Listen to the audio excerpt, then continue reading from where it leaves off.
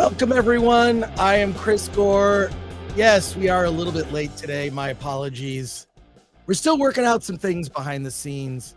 Today on the show, the very first review of Monarch, Legacy of Monsters, the Apple TV series, which is debuting in November.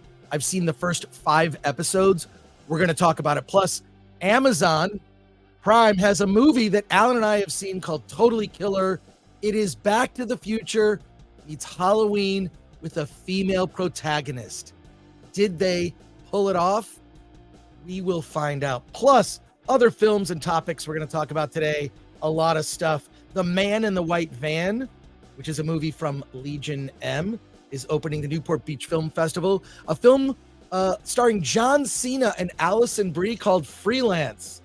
Funny story how Alan and I saw that film. Plus, another movie we're going to talk about called Desperation Road that I haven't seen, but Alan has apparently. Plus your comments and questions. And the Award This nominees have been announced. That's right. Award This 2023 is December 10th at the Frida Cinema in Santa Ana, California. It's Film Threat's annual event celebrating indie film. Tickets are on sale. They're cheap. We even have a discount code for you. Alan and I are going to go over the first wave of nominees. To tell you what filmmakers you're probably going to rub shoulders with if you actually end up going to the show. Let's get things started. Let's get things going, because I know Alan, I was talking to him right before the show. I'm not exactly sure. I never thought I'd see him again. You might not have if you had chosen differently. Sorry to state the obvious, but this is going to slow us down a bit, only if we let it. It wasn't safe to come here alone. You're not alone anymore.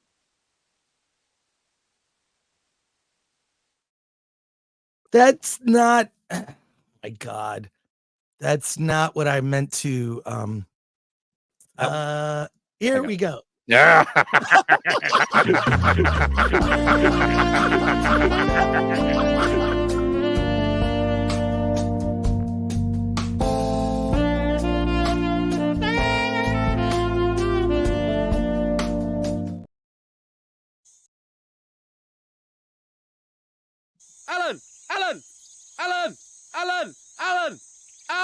Alan. Are you trying to push the button? No, I'm working on banners here. It's always good to do that before the show. Yeah, I do. Says the guy who showed up late. Yeah, I wasn't. Look, now I do a lot before the show. That's all I'm saying. my camera wasn't working. This has never happened before. Literally, it's like just a few minutes after 9. I'm like the camera just didn't respond. It's very bizarre. Very bizarre. Weird. How's it going, man? Oh, I'm tired. Yeah, watching a lot of movies. Well, no, I screwed up my knee, and it's been hard to sleep because of the intense pain. But it's getting better. So no, I wasn't able to see Taylor Swift last night.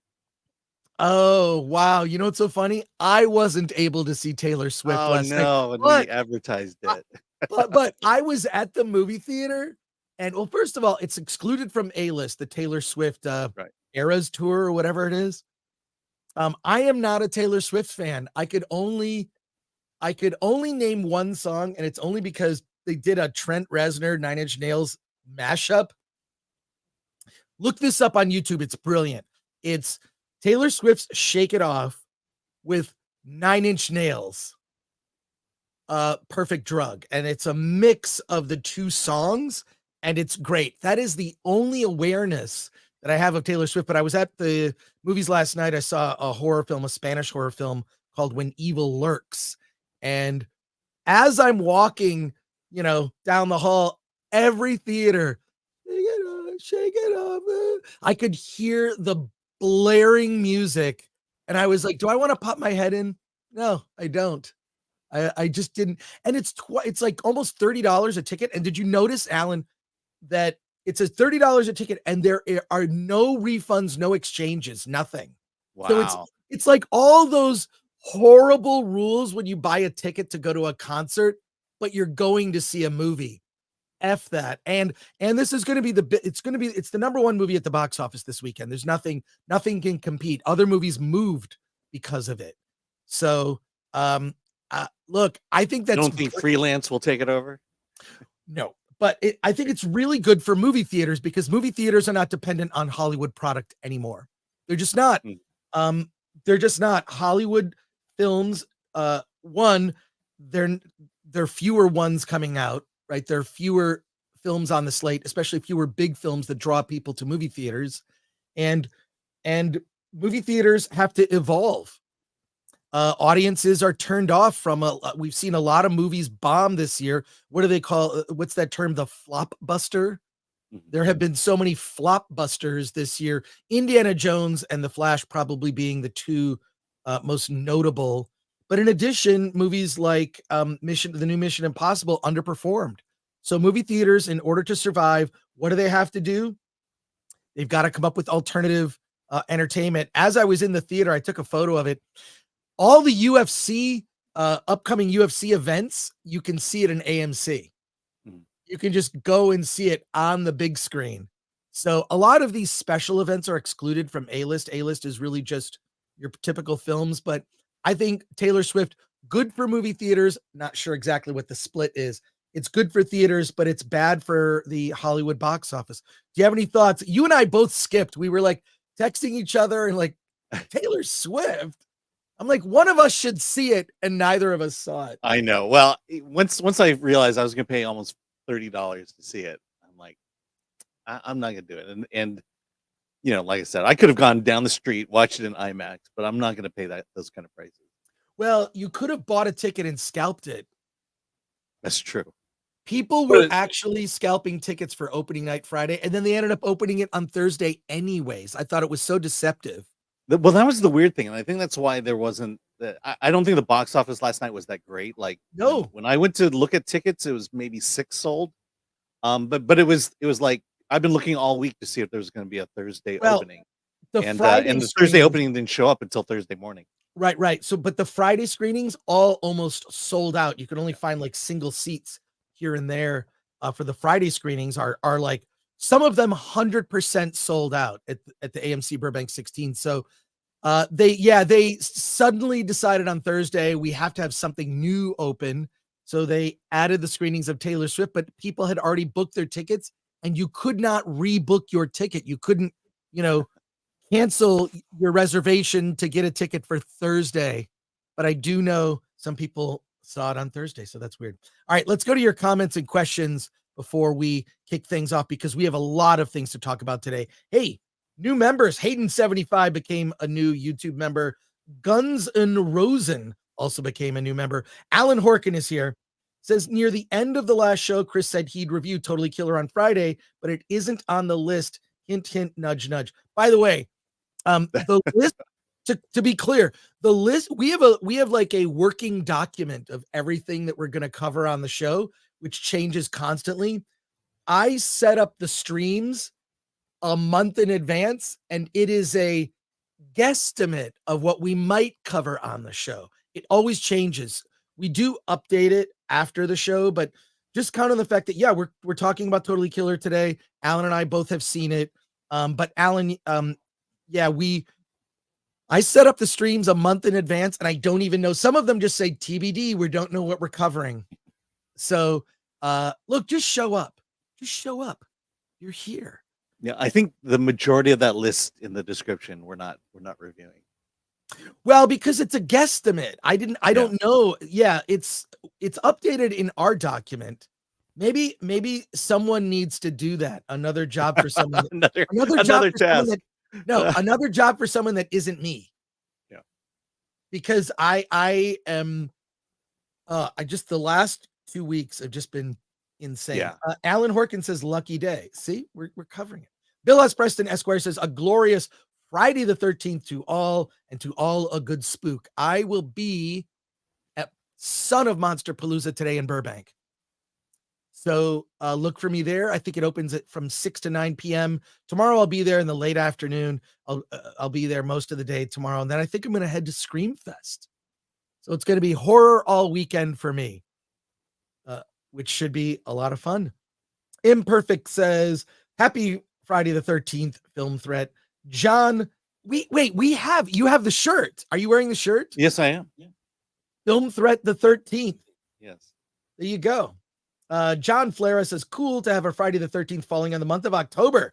Double the spooks. Hell yeah. Brock Samsonite, hey y'all, if you're here early, smack the like button like Jada just smacked Will back by saying they've always been divorced. Lol. What a train wreck that is. Oh my god. Well, they're separated. They're not divorced. They've been separated for 7 years.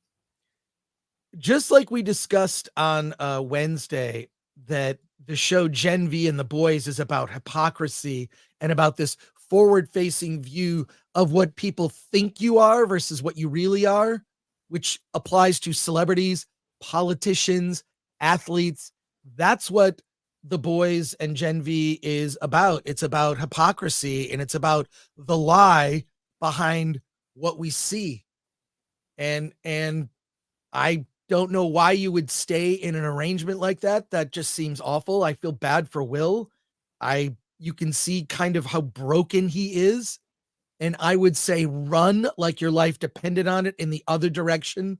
And if it's possible, never speak to her except about things related to your kids or business.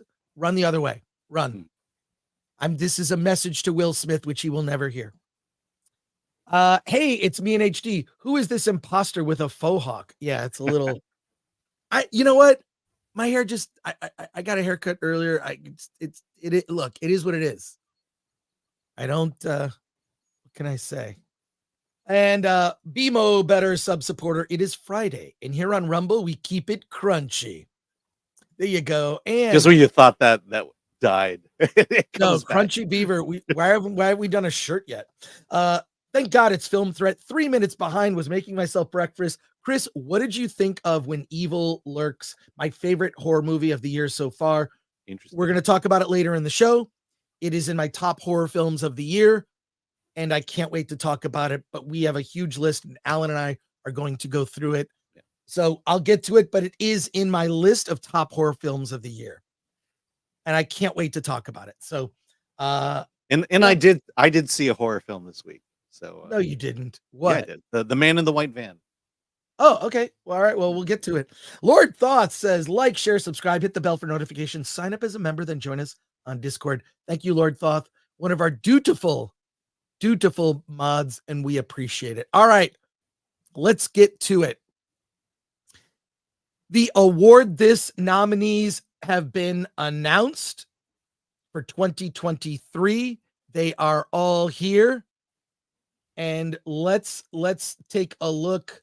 First of all, you can go to awardthis.com and check it out. And you can attend Award This. There's a link to get tickets right on awardthis.com. Wow, look at that. There is a discount code.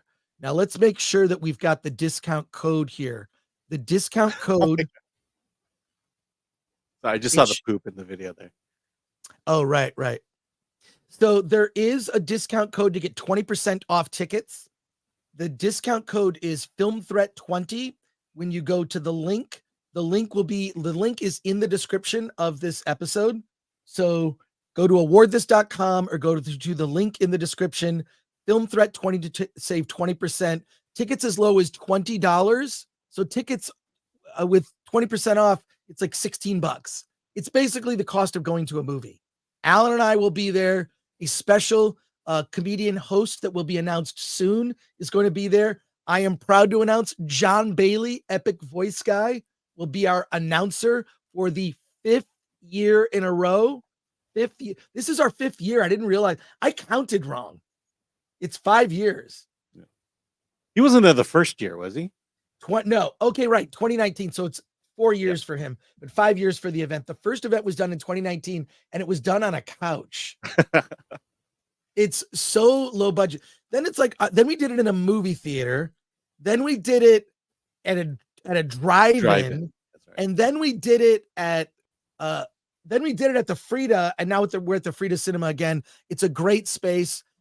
If you've never been to an event like this, there's a red carpet, cocktail reception, drink tickets. We got drink tickets for our VIP and gold ticket holders, gift bags with Film Threat merch. It's worth it. And you'll get to hang out with Alan and I and about 75 nominated filmmakers. Let's take a look at some of the nominees. Look at what is in at the award this website. They're just playing the video of last year's show. That's interesting. Well, our story is not up yet, but comingsoon.net actually did a story about this. Film Threats award this nominees revealed. Coming Soon is exclusively revealing the nominees for Film Threats award this ceremony, which aims to champion and bring awareness to exceptional indie films.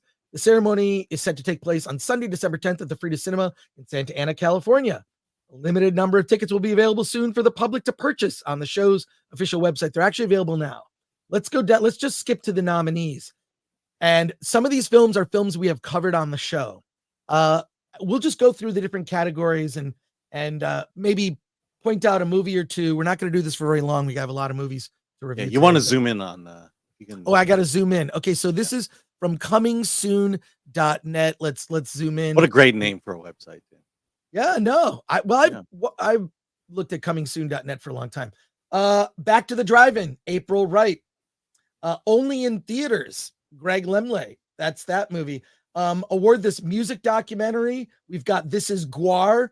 We're going to try to get members of Gore to show up. And then there's a film called Pistoleros, Death, Drugs, and Rock and Roll, about a band. One for All, the DJ Chris Villa story. If you go to filmthreat.com, I already shared this. I retweeted this from Film Threat. But if you go to filmthreat.com later this afternoon, there's going to be an entire story with links to every film that's been reviewed. Because as Alan is well aware, the movie must be reviewed on Film Threat to be eligible. Right, Alan? That's right. That's right. Because we can't give an award to a movie we haven't seen. Well, I'll say this. I love working with Alan because whenever there's a problem, we just sort of kind of laugh. At least one of us laughs. All right. I think we embrace our hypocrisy well. So.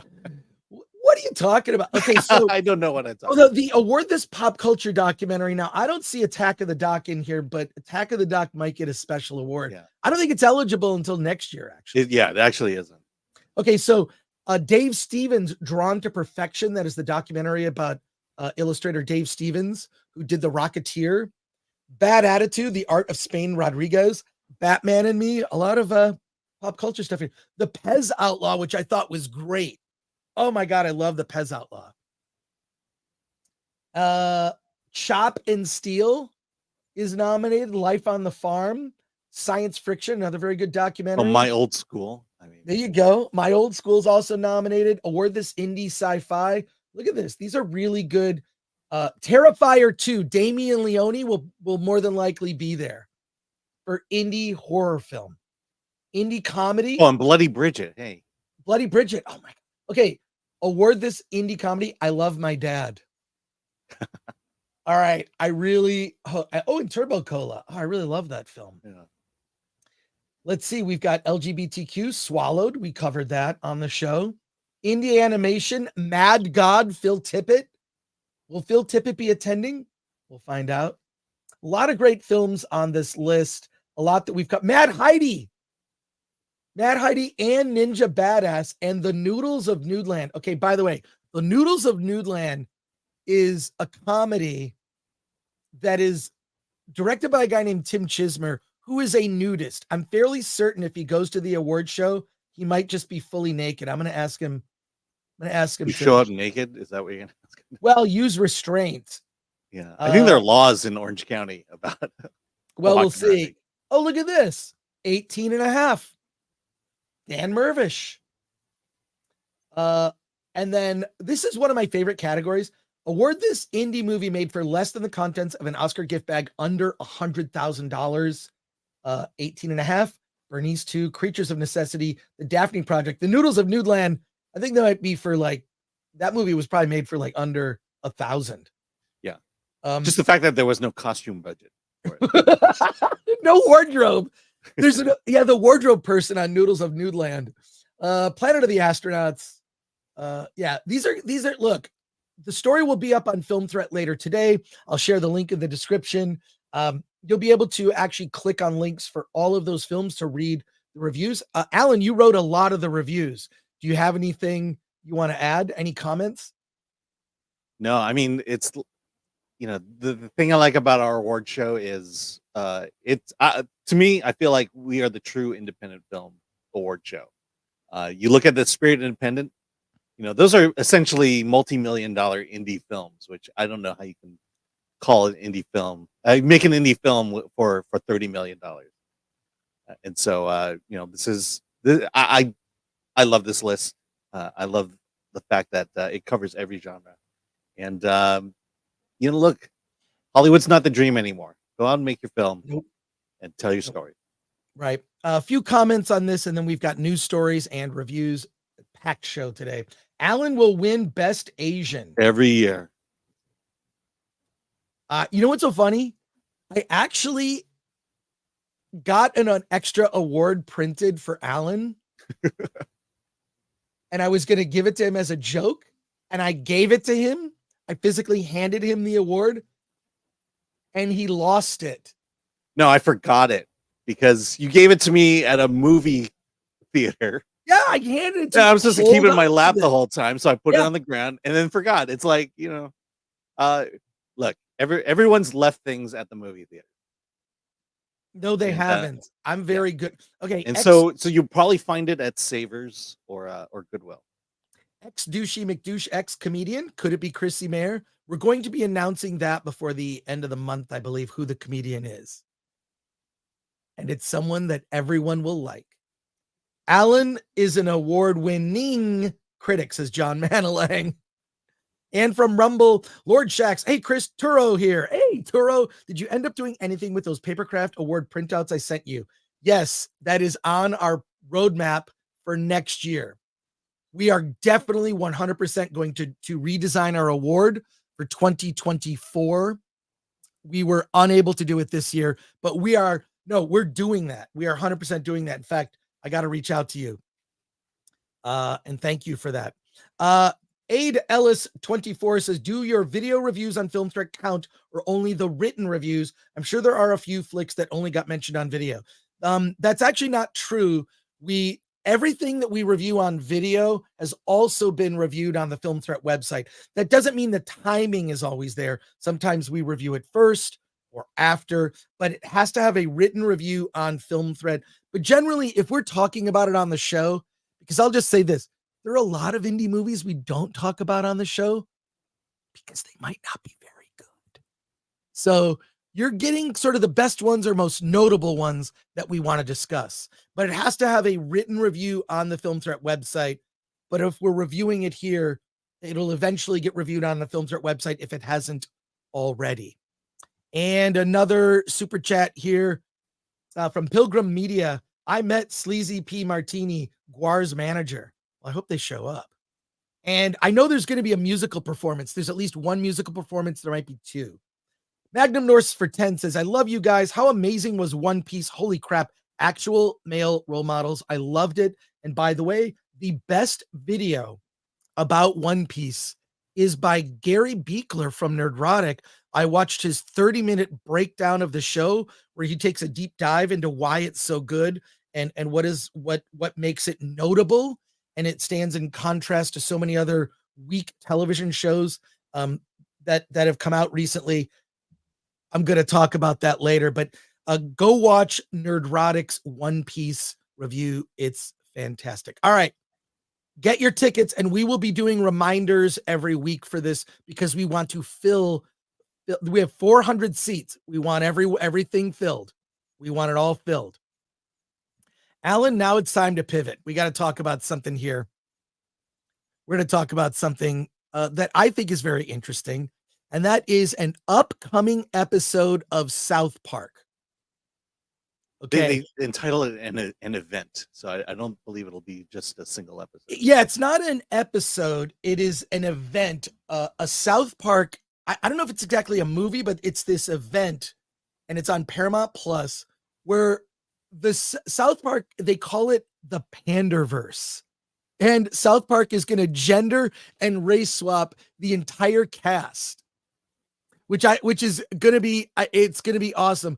First of all, Alan, I got to find the video because I really want to show the video. It's like a 30-second video. Who knows? We might get struck for it, but I want you to check it out.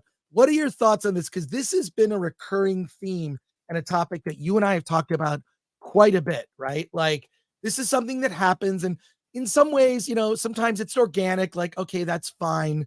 But in other ways, it stands out like a sore thumb.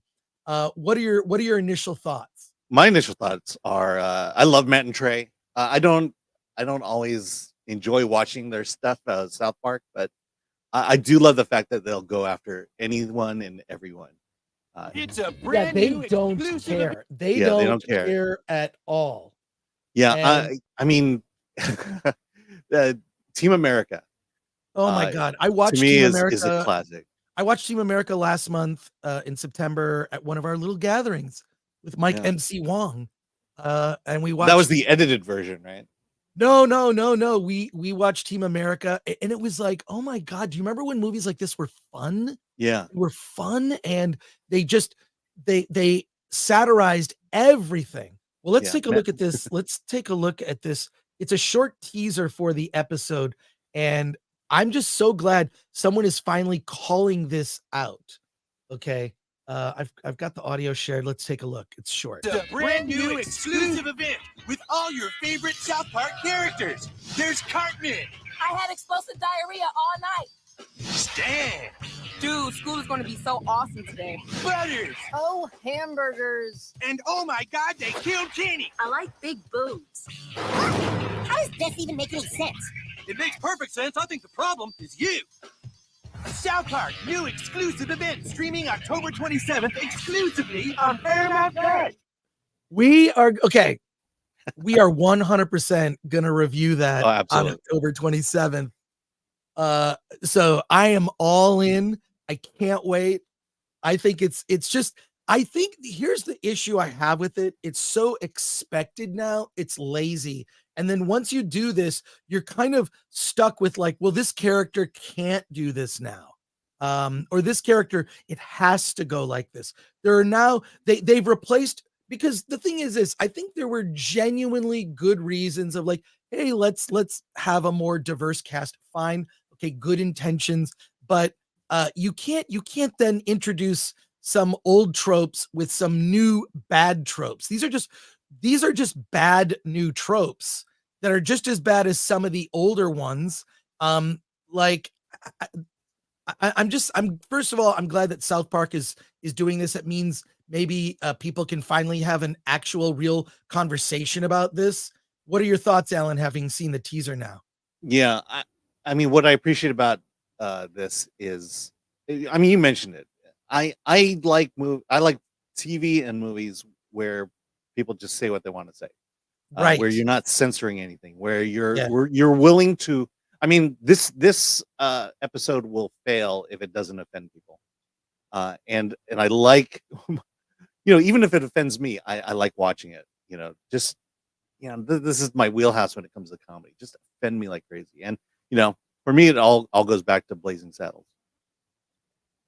Oh my God, Blazing Saddles was radical when I was a kid. Mhm. I didn't see it in first run, but that movie got re-released a couple of times because it was this classic comedy in the early 70s.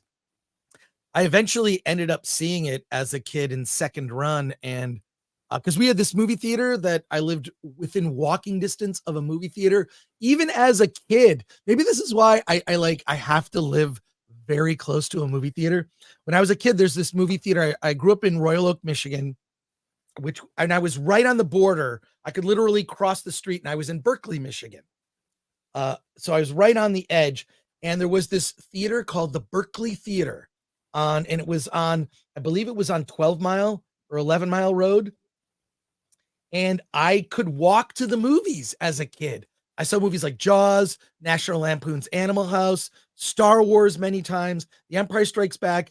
On any given day, I could just say, and this is when you would like just let kids go and walk, right? So I was like 12 years old and like, Mom, I'm going to go to the movies.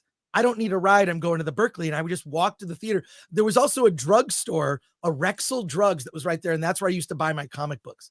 So I would just walk to the movie theater and I saw Blazing Saddles that way. And it was the dollar theater. And I had newspaper routes when I was a kid. So I could buy Aurora model kits, comic books, popsicles, and I could go to the movies. Those were my interests around that age. Yeah, I was the same way. When I grew up, there was a movie theater about a mile from my house, and I just walked to it. But it was one of those theaters that only had one screen. Right, and so you're kind of hit or miss because you knew for 3 weeks if you didn't like the movie, you weren't going to movies for 3 weeks. Right. And then the other thing was it was back in the day of double features, and if you were lucky, a rated R movie would be paired with a PG movie, and then you could buy a ticket to the PG movie and then hang out and see the rated R movie. And that's how I saw Saturday Night Fever. Oh my God, I never saw Saturday Night Fever in a theater. I ended up seeing it later on video, and I thought it was way overrated. It was built up to be something that honestly just sort of disappointed me. But anyways, I mean, look, these movies are groundbreaking. This was kind of Travolta's big movie, and video didn't really come out until years after that. And so that's what I mean, in the 80s. Yeah, because Roller Boogie had already come out by then, and Xanadu. Well, I am excited for this. South Park just skewers mainstream pop culture, and I love it. Quick comments here. MK Solid 82 for 199 says, watch the new woke House of Usher trailer. Oof. No thanks, but I'll check it out. Beer Source Rex, member for 14 months, half man, half woman, half Xer. I'm super serial. Well, there you are. And from Rumble, Aid Ellis 24. It is one of the extended episodes, films they signed for in that massive contract. They've already made a couple extended episodes about the COVID hysteria nonsense. Oh, I saw the COVID one. Yeah, that was great. That was really good. Mike MC Wong says, hey, Chris, Panderverse premieres October 27th. Want to do it at the Halloween King Hong Kong barbecue party with all of us. 100% we're doing it on the big screen. Okay. 35-foot big screen. Okay. I will try to make that one. You're going to try to make it? All right, great. What all day right, is that? I have to find out what day. It's a Friday. It's actually a Friday. Oh, dear God. No. It's a Friday. Well, maybe we'll do it that weekend. Maybe we'll do it that weekend, Mike, on the 28th. Let's see. Lord Shax, if Film Threat was race and gender swapped, who would replace Chris and Alan? Oh, I don't know. Yeah, check the next comment. And from Rumble, BMO better sub-supporter Dante and X-Ray Girl. Oh my God, that'd be great. We should just have them on and just like with our names. So X-Ray Girl would be you. And Dante will be me. But Dante would be me. No, Dante will be me. No, because you have to race. You have to race and gender swap. No, we'll just go with you. Hi, Dad, I miss you. There you go. There's X-Ray Girl. All right. We got to pivot because we have so much to discuss today. I want to make you aware we're not going to do necessarily a full review, but this is worth noting. It is AIMEE the Visitor. It's the first AI Femme Fatale. This is on Full Moon Entertainment, which of course is Charlie Band's company from the Puppet Masters series. And he has Charlie Band directs it, by the way. Yeah, so Charlie Band has a streaming service just like Troma, and it's cheap. It's like $4.99. And if you go to the website, I'm actually tempted to do this. I subscribe to a lot of these smaller like streaming services because for the cost of $4.99, you get all these. That's like less than the cost of like buying one movie. And then you can just for the next month watch a bunch of movies. So every month I'll kind of go, I'm going to go on Shudder. I'll do Troma now. I'll do Full Moon Entertainment. They have. By the way, this is available for free at the Full Moon. So, well, yeah, I have the link. Let's share the link actually. But yeah, so you can actually watch this for free right now. I believe it's on the app or on the website. Yeah. Is there? Wait. Oh, there's a trailer. Should we show the trailer? I just want to let people know that I don't think we're at the point where AI is replacing anybody. That's all I want to say about it. I don't think AI is going to replace anybody. Let's watch this teaser for it real quick. And then we'll share the link to the website where you can actually watch this for free. Okay, so here we go, Alan. But I think that they have a deal right now. I'm just saying that, like, I'm tempted because you get this box set of Blu-rays. If it's like $60 for a year of Full Moon Entertainment, then you get a box set of all the Puppet Master movies on Blu-ray. I'm kind of tempted to take advantage of this deal, mainly to get the Blu-rays. So, all right, let's check out this trailer real quick.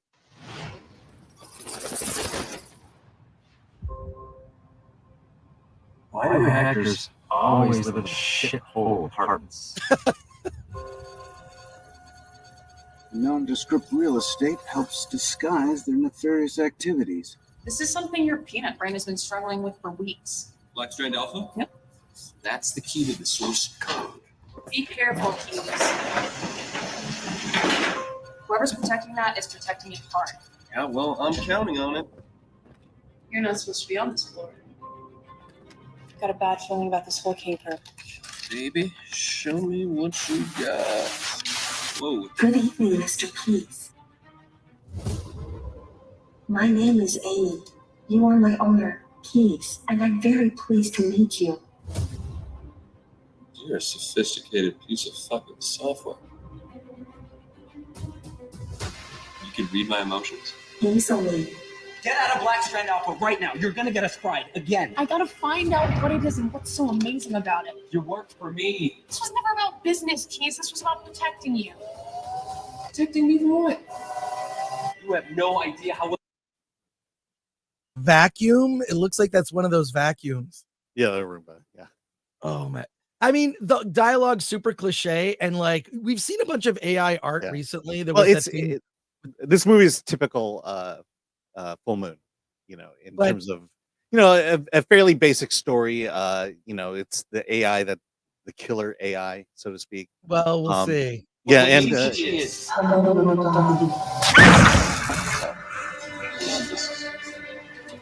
oh my god. Yep. You said you loved me. AIMEE, stop. Not my fault! God damn it! AIMEE! All systems reintegrate.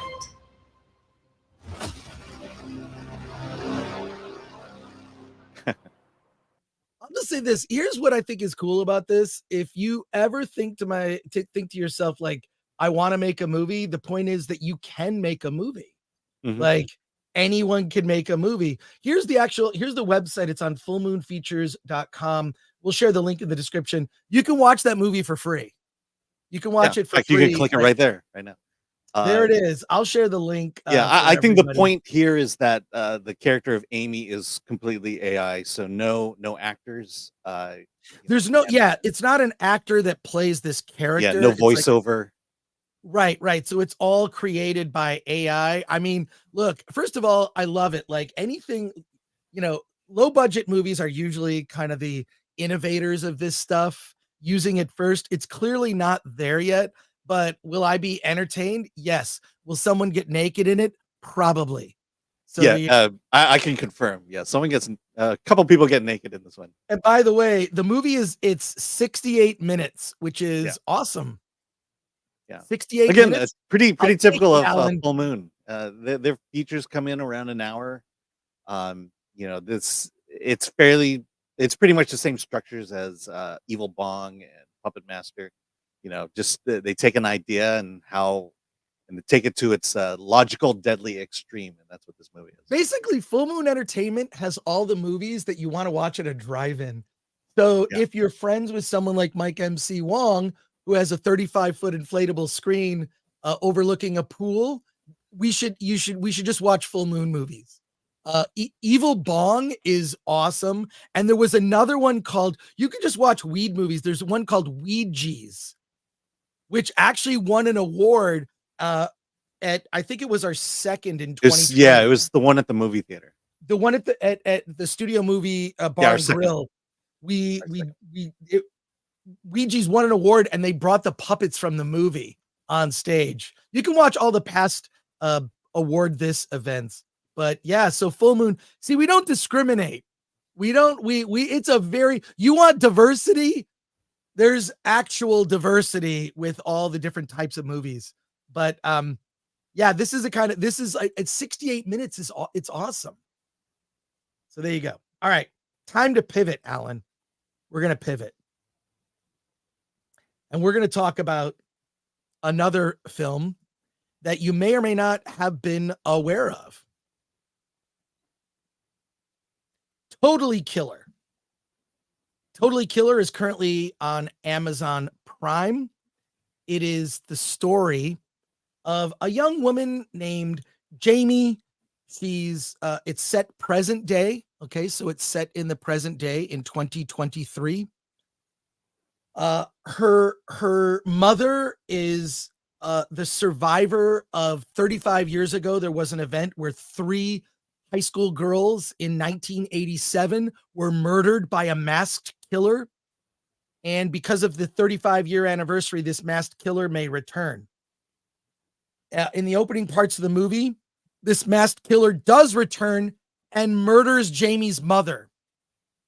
Fortunately for Jamie, and Jamie knows all the details of these 3 young women who were murdered in 1987. In fact, there's a guy who does a podcast about it. She knows every detail, the time of when these girls were murdered, the location that they were murdered in, and a lot of the details of how they were murdered, but the killer was never caught.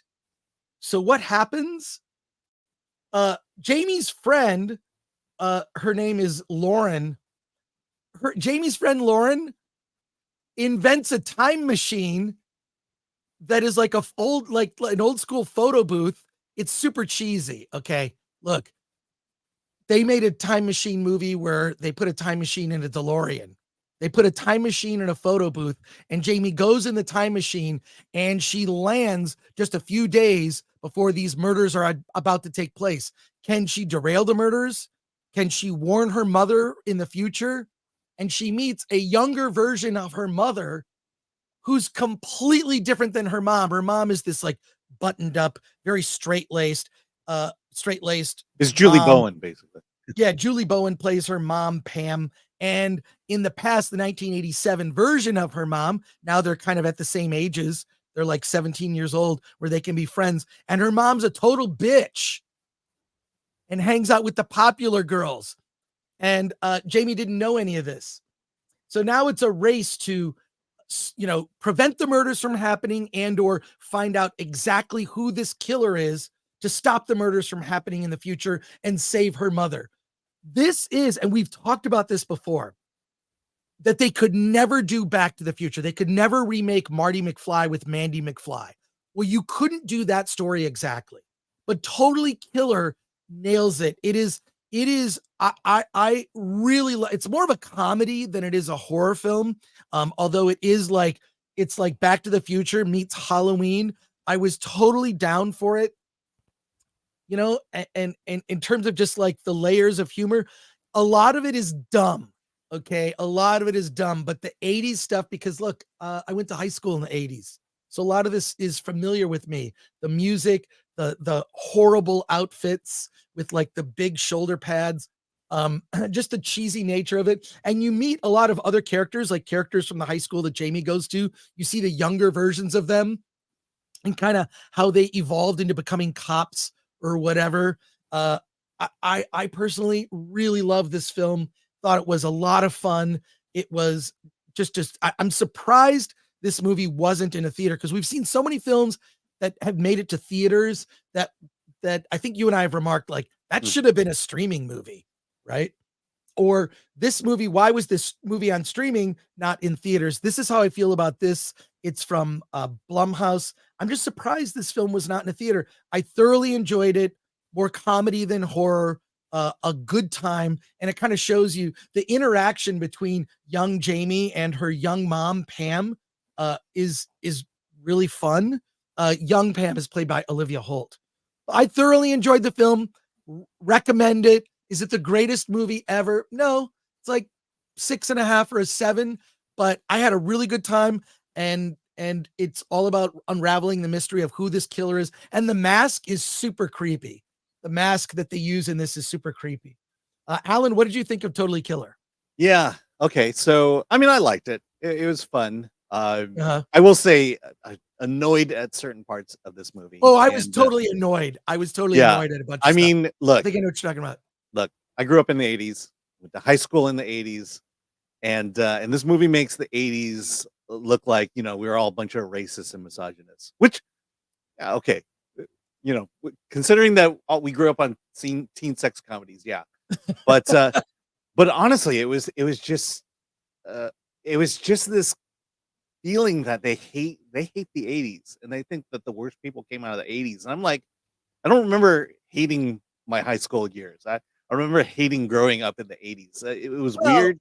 We wore the dumbest clothes, but this movie, unlike Back to the Future, at least people still liked, still dreamt about living in the 50s and living that kind of 50s lifestyle. Here, it's definitely, the 80s is the worst. And you have this Gen Zer come to the 80s and just constantly commenting about how bad we were in the 80s. But again, having said that, you just roll your eyes and you move on. And if you divorce yourself from all that, it's a good movie. It's a good movie. Well, look, I'll just say this: like, don't we always romanticize the past? Like, God, it was so great. Mm-hmm. The past was so great. But if you're really honest, like, not everything is all it's cracked. I mean, there were fun things about the 80s, but there was also some really bad music in the 80s. I tended to go more for the new wave or punk.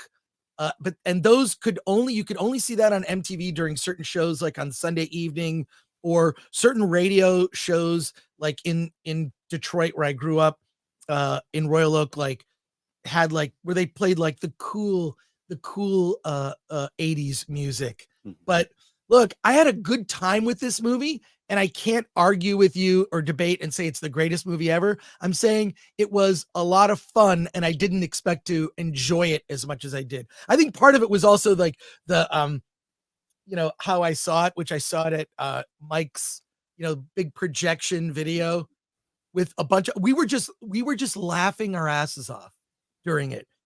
And the thing is there are a lot of parts of it that are super dumb, especially the time machine stuff and the stuff with the scientist friend. I thought all of that was horrible. I thought that was just dumb. But I felt like, well, what do you do? How do you because the time machine aspect of it isn't the part. It's her interaction being from the present, and the sort of she's sort of judging by woke today's standards, the 80s, which makes her look like an idiot.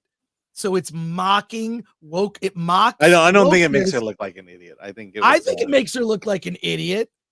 Well, no, she looks like an idiot because we grew up in the 80s and we're just annoyed with this girl who comes in and starts commenting about the 80s. But I don't think Nachika Khan, who directed this, was thinking, oh, we're gonna make fun of her.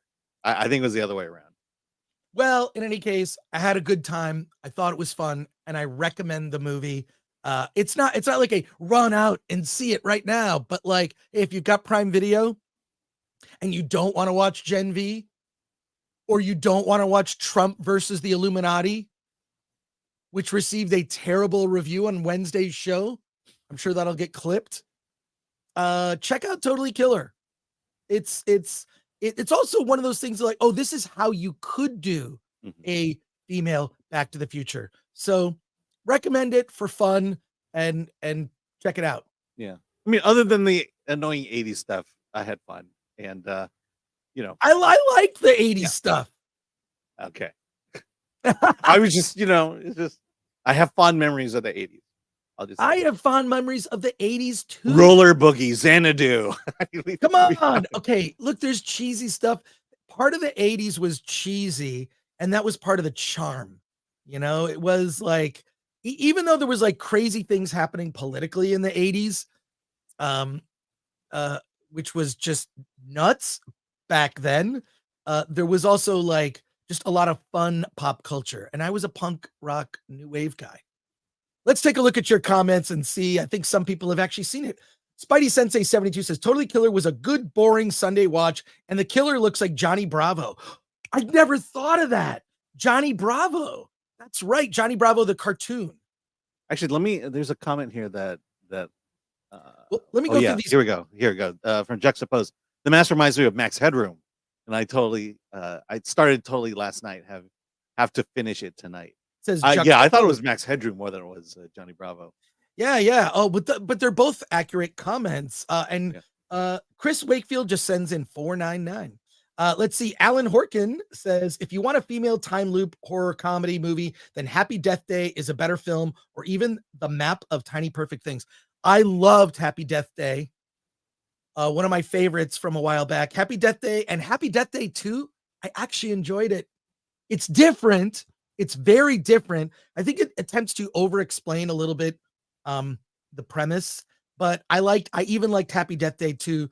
So Alan, yes, I love the happy. Is there a Happy Death Day 3? Has it come out yet? I don't know if that's coming out, but I like that film. So The Map of Tiny Perfect Things, I have not heard of. So I'll have to check that out.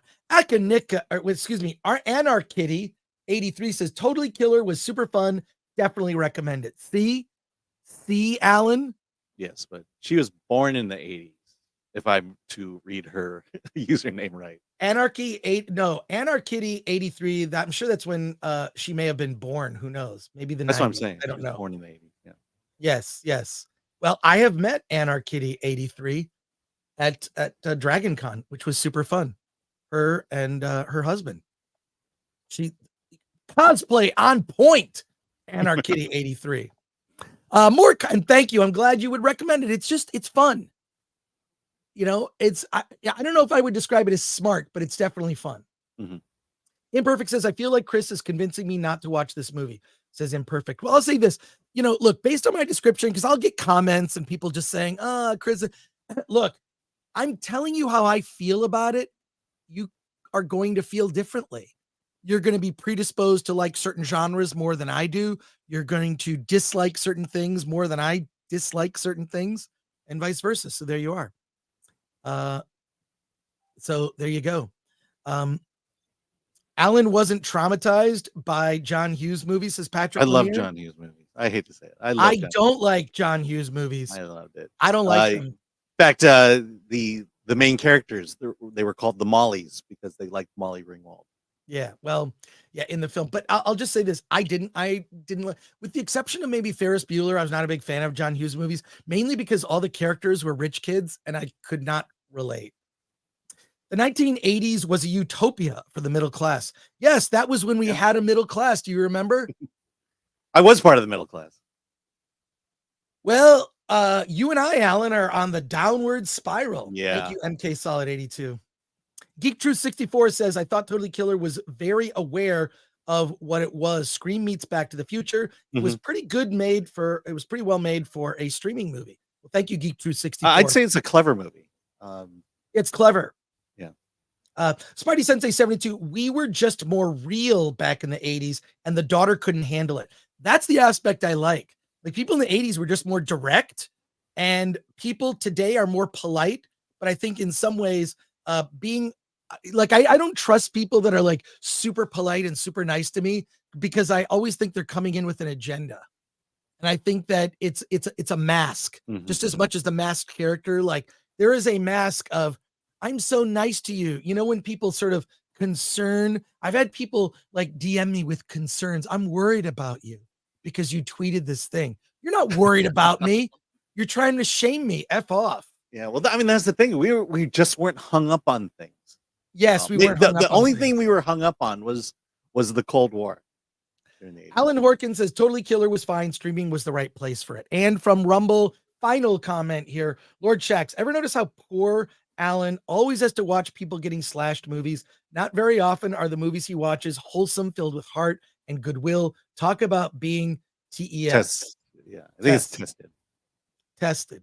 Yeah, we ran out of space in the comment. That's all right. Yeah. But look, I think it's fun.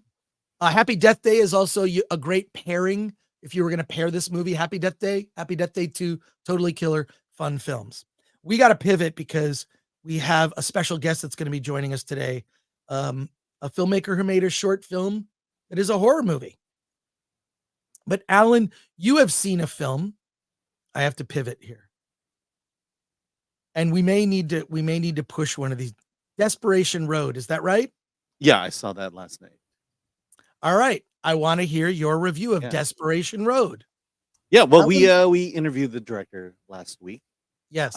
Desperation Road. Let me give me one moment to pull up the IMDb. Sure, man. All right. It's all good. Yeah, so Desperation Road, it's a southern noir thriller taking place in Mississippi. Opens with a young woman and her daughter on the run. They've been away from the town for a very long time, and they are returning, but they're dead poor. They've been walking to Mississippi from wherever they happen to be. I think it was Memphis, and the daughter is tired. She is tired. They have basically nothing except for a few dollars. They rent a hotel room, a motel room, I should say. And then she goes out and decides to make some money like the other ladies do over at the truck stop, and through a little prostitution maybe. And when she makes her money, she gets out and a cop stops her, one of the sheriff's deputies. And he says, "I'm not going to arrest you." But he takes her out into the woods, basically, and grapes her, and then decides, says, you did something illegal. This is your payment for it, but you're not done yet. And then he proceeds to invite two other friends over. And before these friends show up, she grabs his gun, the sheriff's gun, and shoots him and runs away. And then grabs her daughter, and hopefully no one saw her, and that they just find the dead body. And so, of course, an investigation goes on. She goes on to live in a home, which brings us to the other character, which is Russell, played by Garrett Hedlund. He was just released from prison for an accidental murder, or accidental car accident where a death occurred. The person he killed is the son of Larry, who greets him at the bus stop and then proceeds to beat him down. So then Russell goes off to his dad's house. Dad is played by Mel Gibson. Mitchell is his name. Puts him up in a home they own, and then now there's this this is where the noir aspect of the movie comes in, where Mabon, who is the woman, she is running from the law, and then he runs it. Sorry, I'm explaining this horribly. She runs into Russell, who takes her in with Mitchell, and they basically protect her from the law, and of course, Russell has problems of his own. Yeah, there we go. I'm going to stop trying to describe it. I was going to say, I was checking my email while you were. Yeah, I know. I'm not lying. Oh my god, I got to work on this. The problem is I saw this last night, and I didn't have a chance to. You could just watch the trailer. Look, Desperation Road is a suspense thriller. Involves a murder. Mel Gibson and Garrett Hedlund are in it. How is the film? How's the film? So I will say this: I like the film, but it's more of a drama than it is a thriller. And this movie, I will say this: the guiding theme of this movie is about forgiveness and redemption. Garrett Hedlund's character came out of prison. Mabon is a woman who has no family other than her and her daughter, and she has to return to confront her demon, so to speak, and to also survive. And same thing with Mitchell's character, and then it's just these interweavings of stories and people just trying to come to grips with maybe they haven't their life hasn't gone so far down the hole that they can't pull themselves out, and that's ultimately what this movie is. It is probably as feel good of a movie for a noir thriller as you can get, because there are themes of positivity that comes out at the end. Well, all right. The movie looked good from the trailer, but based on your description, I probably wouldn't go see the movie. Well, I mean, if you know Mel Gibson's story, especially recently, I mean, it's all about forgiveness and redemption, and I think that's why he took this role. Look, this is a movie I would see because of the actors. It looks really good performances, really good actors. That is the reason that I would see the film. Yeah, I mean, if there is a negative, it's a slow pace because there is a lot of emoting and a lot of talking in the movie. Gotcha. So. Now, more importantly, Alan, did you see Dix the musical? Hasn't come out yet. I believe that's next No, week. it's out. Is it out? Oh, limited release. It's out next week. I promise you, Alan will see Dicks next week. I will see Dicks. And because it's a musical, I will probably I'll probably love Dicks. Yeah. Okay, well, speaking of there we go. Dicks, let's talk about this movie. Okay. Oh, hold on. Are we not going to talk about Tox Avenger?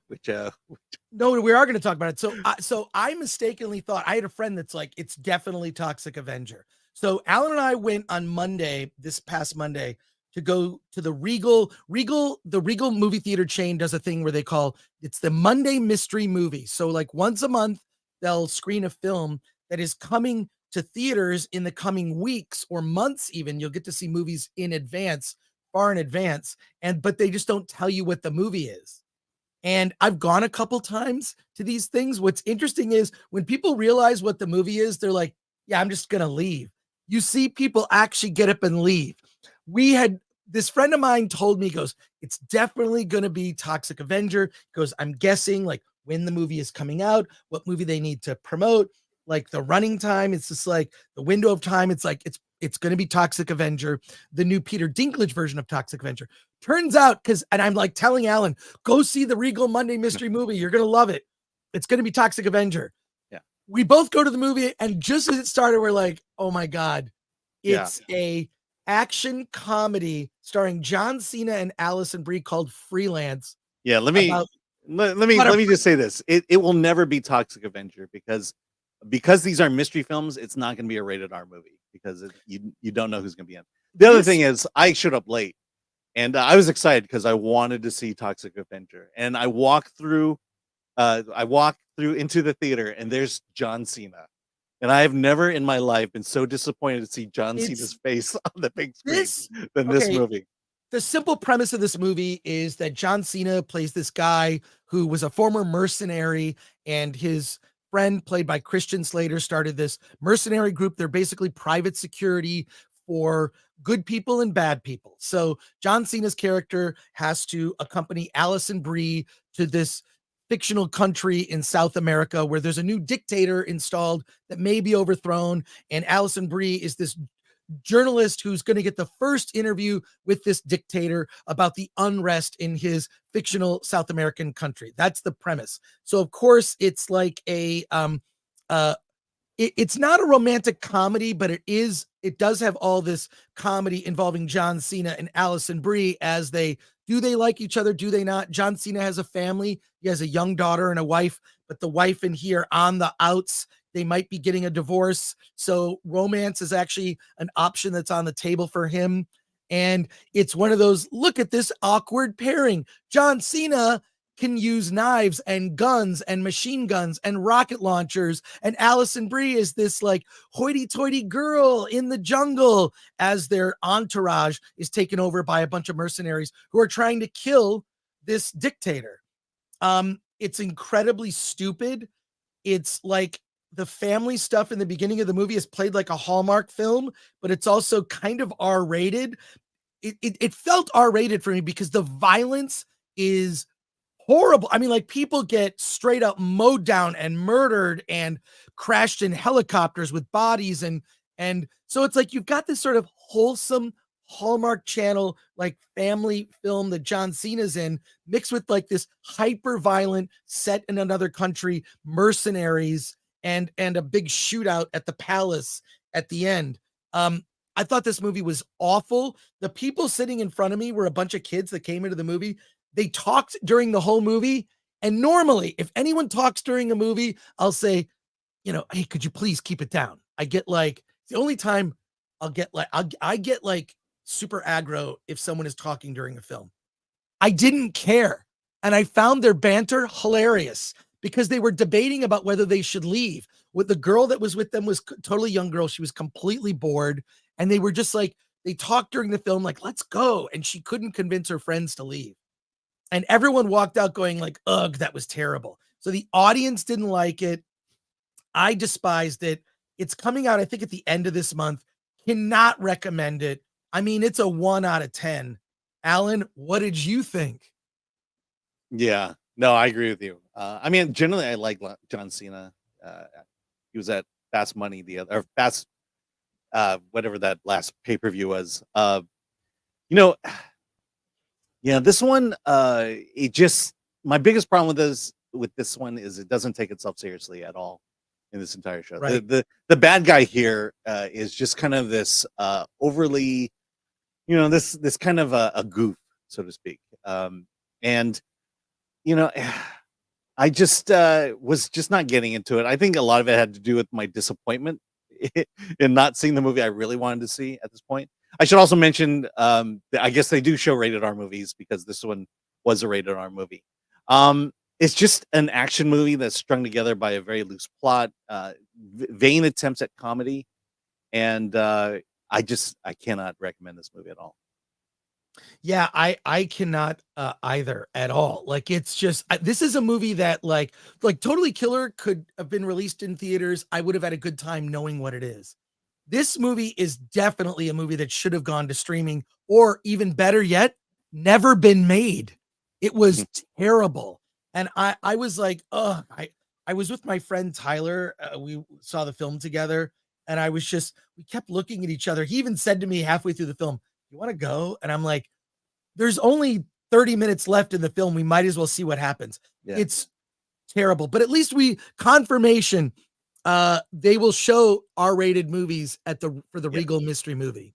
Yeah, I mean, I'll say the action is better than most movies of this this ilk, but the story that strings it together is just very thin, and the character development is just awful. John Cena has this ugly face that he does constantly through it. I guess it's his depressed face, and it is just hard to look at. Well, I would be depressed if I was in this movie. But yeah, no, it was bad. It was bad. Can't recommend it. Do not go see it. Don't waste your time. Like it's yeah. And I knew the movie was bad. I'll tell you when I knew the movie was bad. 5 minutes in, there's a conversation between John Cena and Christian Slater, and they're just talking in his office, and he's trying to convince him to take this job. He's going to give him 20 grand to protect this journalist to go to this South American country. All it is a security job. It's a weekend job, couple days. He gets to travel, all expenses, and 20 grand in his pocket. And he needs the money. And they're having this conversation, and the conversation goes on way longer than it should. The dialogue is terrible, but they're playing this little fanciful music like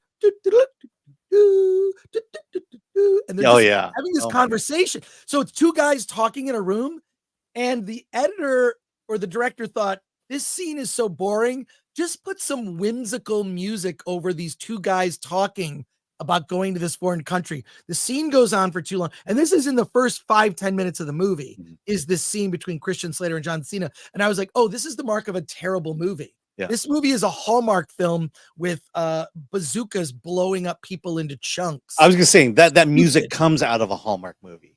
That's what I'm saying. That's what I'm saying. It's bad. I don't even want to. Okay. All right. You know what to do. Never see this movie. Time to pivot. We're going to talk about something else. Oh, here, there's just one comment. John Cena. That's the look he gives you in this movie with Frankenstein face. Friend, fire bad. Yeah, that's John Cena needs to finally play Frankenstein. So, all right, we're going to pivot. We got a couple horror films to talk about. Alan, you have seen a movie called The Man in the White Van. Is this movie playing at the Newport Beach Film Festival?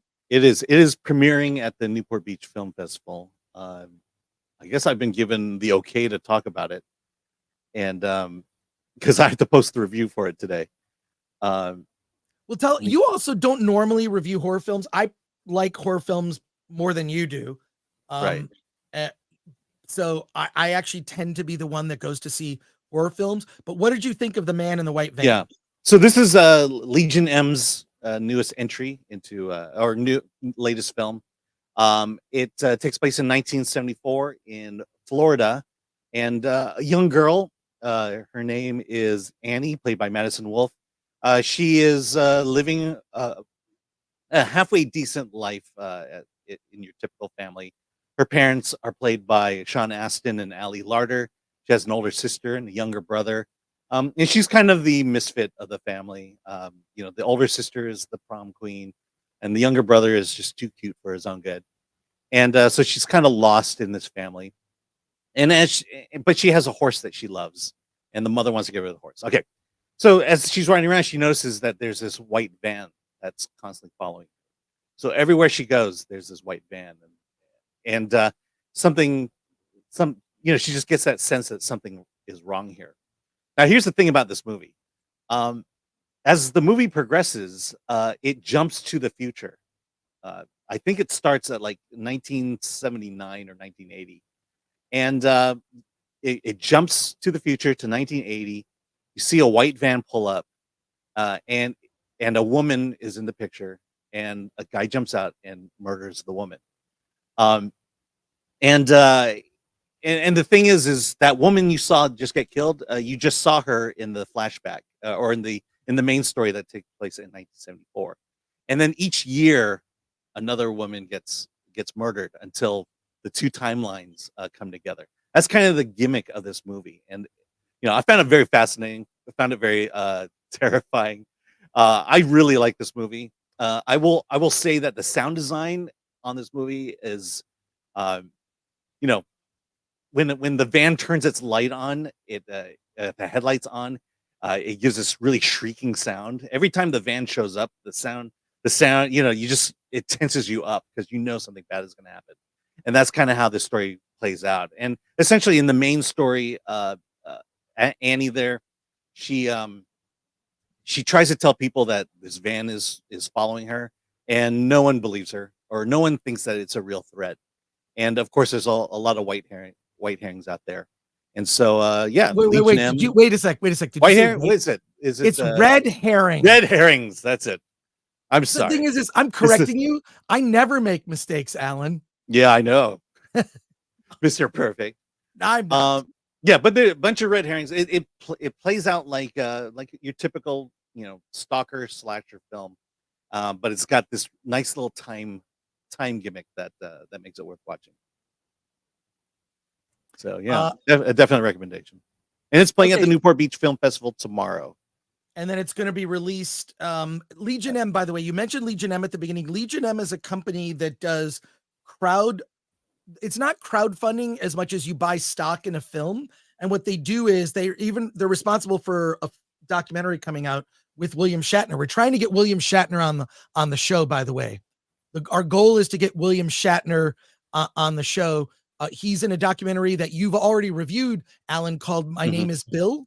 Which is also playing at the Newport Beach Film Festival. Right. So Legion M is this company that what they do is they put out to their stockholders, say, hey, we want to make these movies. What do you think of this movie? And they'll show them a poster, give them a description of the movie, tell you who the team is that's making the film. And you literally invest in the movie, and then they invite you to screenings and parties. It's a great way to, if you're not super rich, you can actually be a part of Legion M by investing in their movies for not a huge sum of money either. So it's not like Kickstarter. It's a little different, but you choose what movies get financed. So I really love the guys at Legion M. I think they have really exceptional taste. They not only get the films made, but they also get the films on festival tours and in theaters. So there you go. I guess Jimmy Francis has a comment. Oh, do you mean it's a great sound design? Yeah. Yeah. It's the sound design you expect in any horror film. And right. And they really, and they just crank it up to 11. What I'm saying is that there are certain companies that when I see their name at the beginning, I'm instantly interested. A24 is one of those companies. Legion M, Shudder, also Shudder, I think when it comes to horror has excellent taste. It's at least worth seeing. So, hopefully when My Name is Bill comes out, we'll be able to get Shatner on. We have been working on that since the summer. So that's the plan anyway. So we'll see. Anyway, so you recommend The Man in the White Van? Yes, absolutely. Cool. All right. We got to move on because we've got so much to review. And we have a special guest joining us, which is, let's see. It's, where's the thing? Well, you can look at banners. It should be there. The Second Signal, which is a horror short film. Director Tim McClelland will be joining us before the end of the show. But let's pivot here to another horror film that I saw last night in a movie theater. By the way, I saw this in a movie theater by myself. I was the only one in the theater. Now I did see it at like a really weird time. Yeah, I don't see the graphic for this, Alan. It's there. Hold on, let me.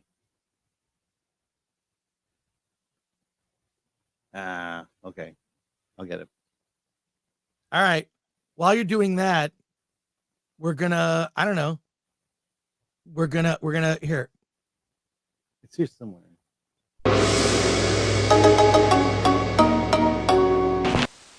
You can read these questions if you can't see them.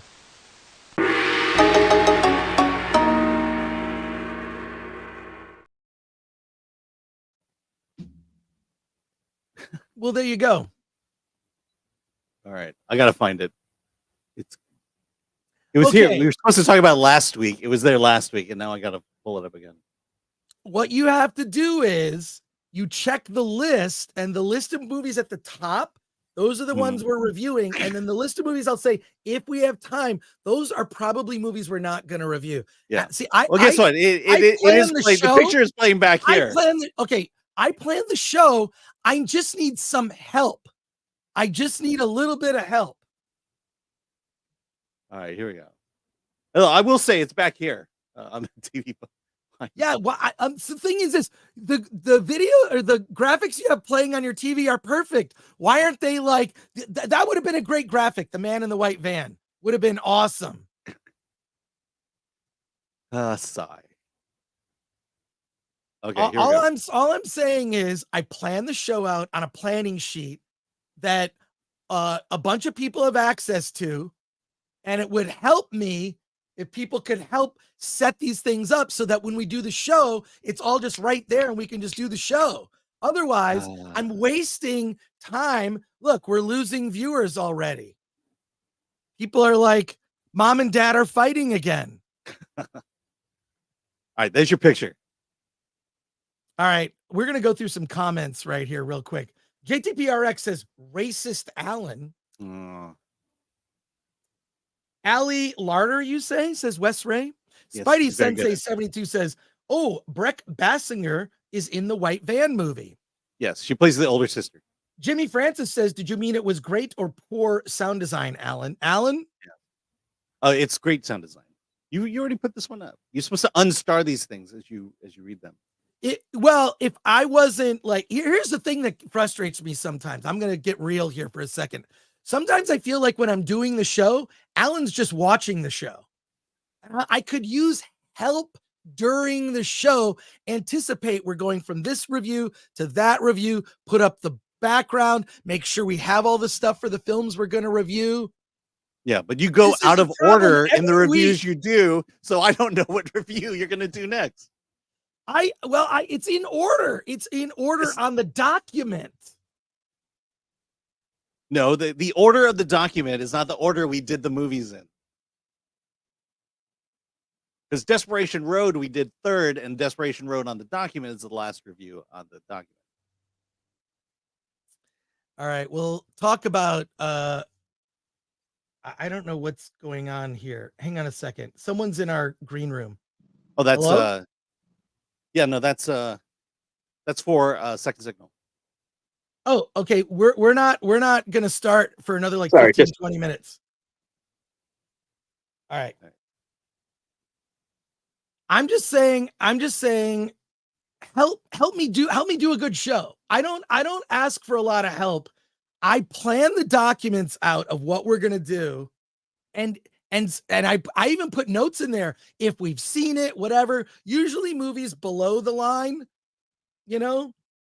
this is distracting. Sorry, Yeah. Well, I'm just saying there was stuff below the line last night that weren't there this morning, and also I have a website to run, and we have an award show we're trying to put together. Yeah, your job is done on the award show. It's stuff that I have to do now. Like I'm just saying I need, and that's just help me. I'm asking for help. Yeah. So that I can do a show.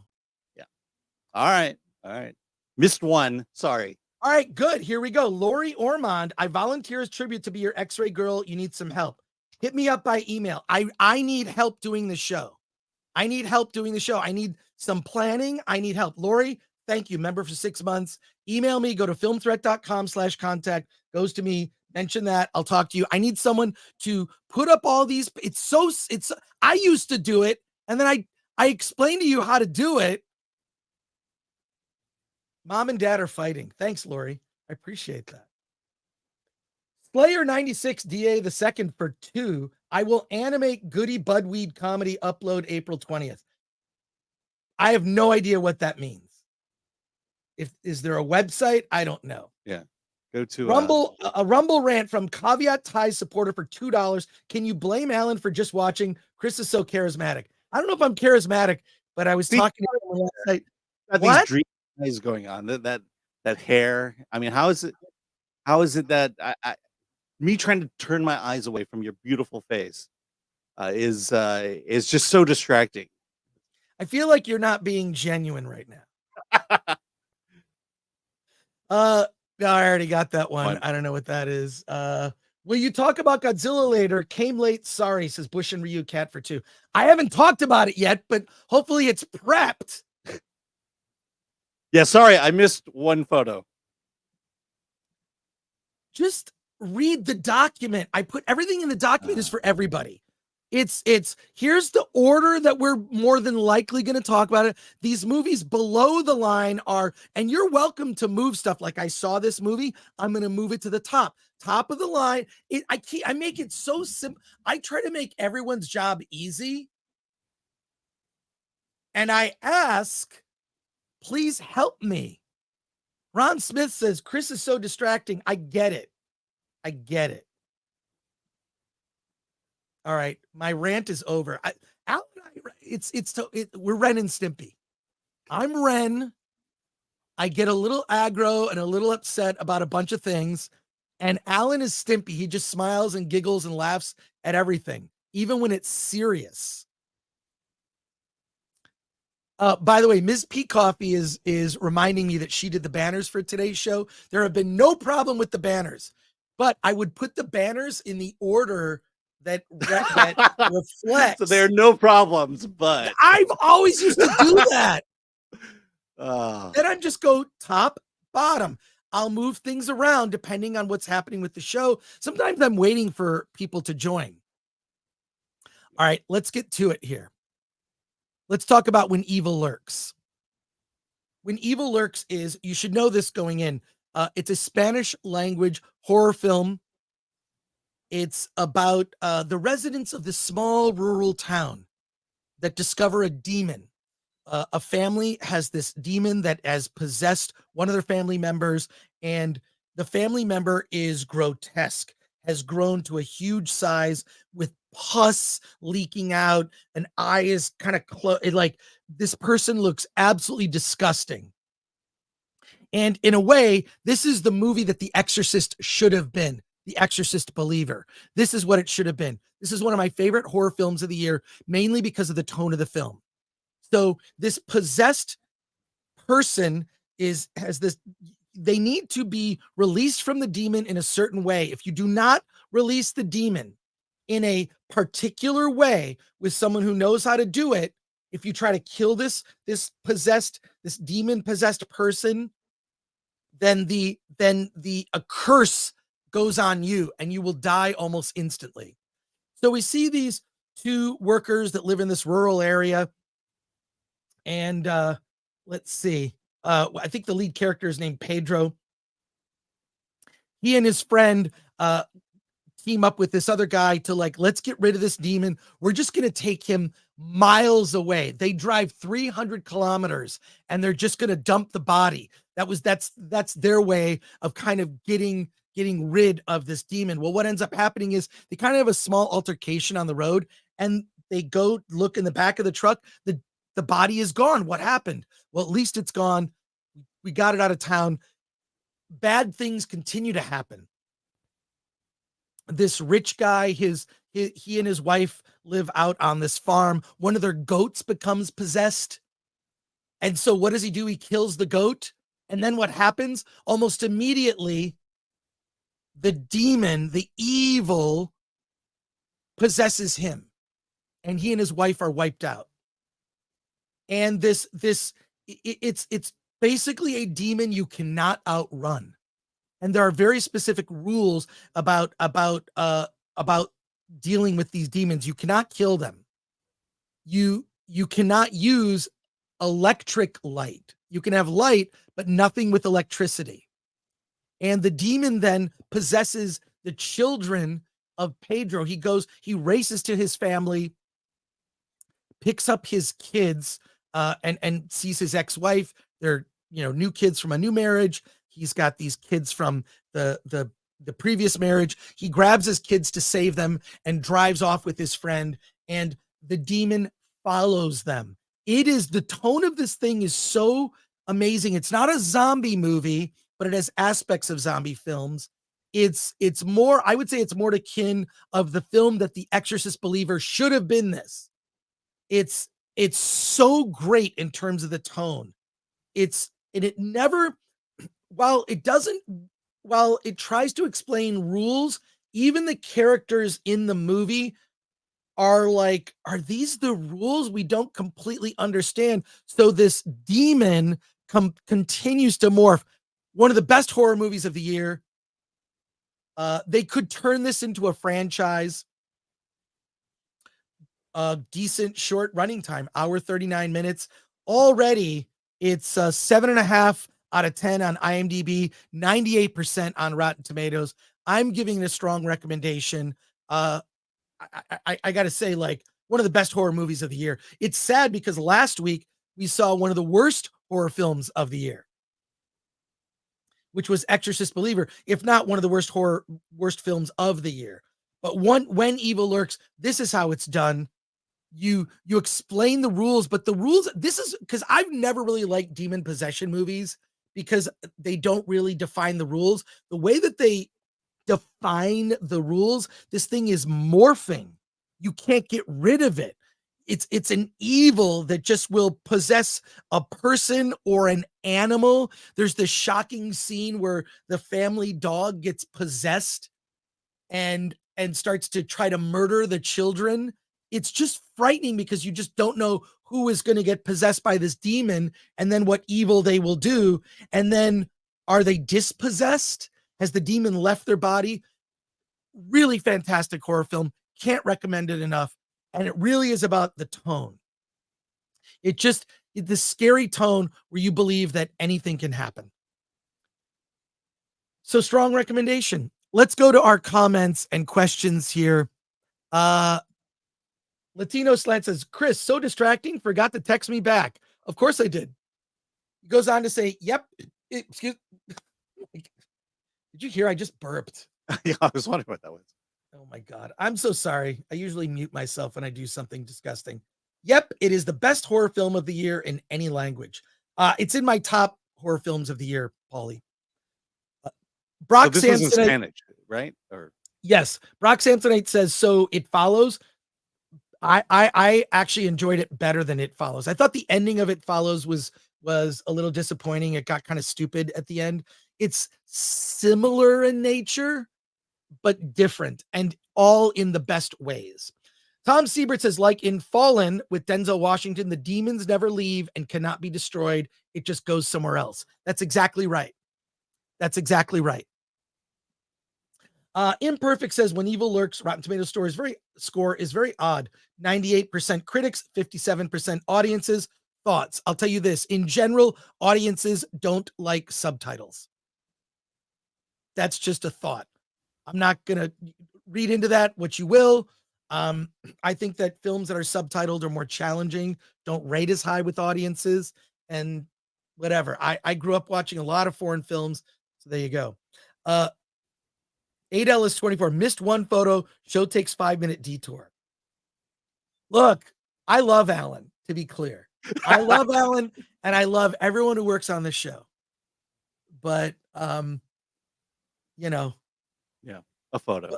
I think the theme is that Alan loves my hair and is hypnotized, and I love Alan. Yeah. And those dreamy And- eyes you have. Yeah. So there you go. And we're just having fun. It's kind of like, God, when I used to work on cars and motorcycles, all we would do is yell at each other and bust each other's balls about fun stuff. So I was just busting Alan's balls. He could use some ball busting every once in a while, right, Alan? You and my wife. There's a story there. A couple super chats came in. Chris Wakefield for $4.99. Hey, Chris, are you going to be seeing the Terrifier 2 theatrical re-release? I'm so looking forward to the sneak peek of Terrifier 3. Yes, I am going to check that out. And I'm hoping that Damien Leone is able to award this because he is nominated for Indie Horror Film of the Year. He is nominated. Bush and Ryu Cat for 5. I admit, I'm a fraidy cat. That's why my favorite horror movie for me will be 1980s Poltergeist. Well, that is a very scary horror film. So there you go. All right. Time to pivot. Usually we get to our main topic earlier. So apologies for those that have been waiting. Okay, hold on one second. Yeah. And Oh, wait, you're going to actually there we go. Yeah, look at that. Yay! Or we can go with that one. No, the other one is better. The other one is better. Yay. All right, let's talk about the Apple TV, the Apple TV Plus series, Monarch: Legacy of Monsters. It is an 8-episode series. It premieres on November 17th. I have seen the first 5 episodes. While I will not get into spoiler territory with this, I'm going to give you my general impressions of the show because this is an early review and I can talk about it. I will tell you that as a longtime Godzilla fan, and let me just explain how big of a Godzilla fan I am. Check our episodes of DVD Tuesday this week. I have the Criterion Godzilla box set. I have an older standard def box set of Godzilla movies that has the original Japanese version subtitled along with the English dubbed versions. Godzilla was my jam when I was a kid.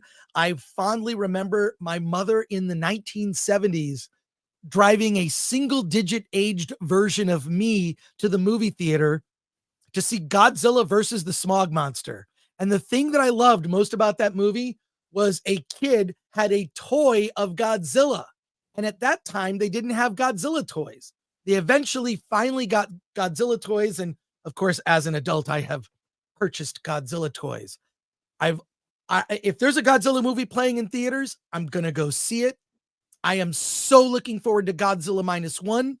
And a really good friend of mine, Walter Arias, actually went to Tokyo recently. He went to the Godzilla Hotel, which I've never stayed in and want to, and he got me this gift, and I will never use it. It's Godzilla toilet paper from the Godzilla Hotel with images of Toho monsters on it. Can you see that, Alan? Yes. Are you impressed? This is the am ultimate collectible, Godzilla toilet paper. All right. Can you not find that on eBay? I'm not even going to put it on eBay, and I'm not going to put it in my bathroom. I'm just going to treasure it. But so I'm a big Godzilla fan. And to let people know, Monarch: Legacy of Monsters is set in the chronology. It's not the Toho Japanese Godzilla movies. This is it's in the timeline of the legendary, Godzilla films, starting with the 2014 Godzilla directed by Gareth Edwards. So it's in that chronology. So anything that happened in the Toho Monsterverse doesn't count. It's not a part of it. This is part of the Monsterverse, which includes the Godzilla movies with Godzilla King of the Monsters, and King Kong versus Godzilla. Okay, so that's where we're at. And what I was most looking forward to in Monarch: Legacy of Monsters was Godzilla being in the series. And like an impatient child, which I was whenever I would see any Godzilla movie, I'm like, can we get past the human scenes and just get to Godzilla doing Godzilla stuff? There's not enough Godzilla in this series. Godzilla appears in a flashback to the 2014 events in the first episode.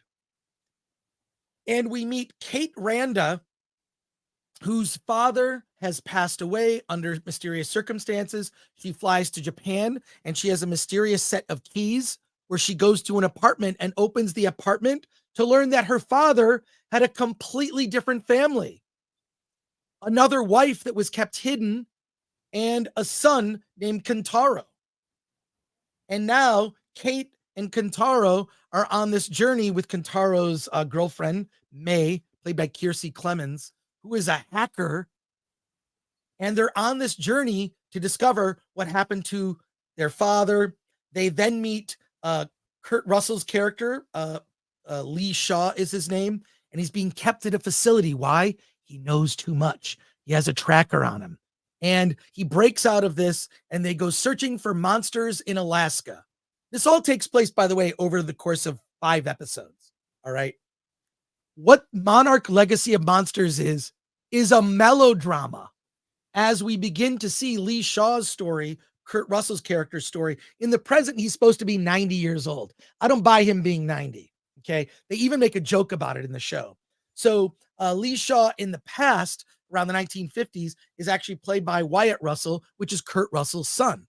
So that's a very clever thing that they do, which I think was well played. So they're cutting from the past, which is Lee Shaw and a young woman that he's very interested in, Kiko, played by Marie Yamamoto, and they're discovering this world of monsters beneath the surface of the earth. This is all happening in the 1950s. And what do? Well, we're basically gonna blow up Godzilla with a nuclear bomb, because Godzilla eventually does appear, and they're going to nuke Godzilla, which was actually not the plan. The plan was eventually, of course, typical scientists, they want to study Godzilla. They don't want to blow Godzilla up. The problem I have with this series is that it is all about Monarch and the little machinations of Monarch. We meet a lot of the sort of mid-level people at Monarch, and there's all this intrigue and suspense. We've got to get this rogue group of people, Lee Shaw with Kate and Kentaro, and May, these family members that are kind of like, on an adventure together. They run into some monsters in Alaska. There's just not enough monsters in the show about monsters. And it ends up being so much melodrama. There's a whole thread where we see how Kentaro and May, his girlfriend, met, because Kentaro is this artist who's got this art opening. He meets May, this young girl who's a hacker, and they have this romance that I don't buy at all. It's incredibly stupid. And all of the intrigue. Then we meet Kate, and of course, Kate's girlfriend, because she's a lesbian, and she and her girlfriend were teachers at an elementary school and were separated during the G-Day event when Godzilla appeared in 2014 in San Francisco.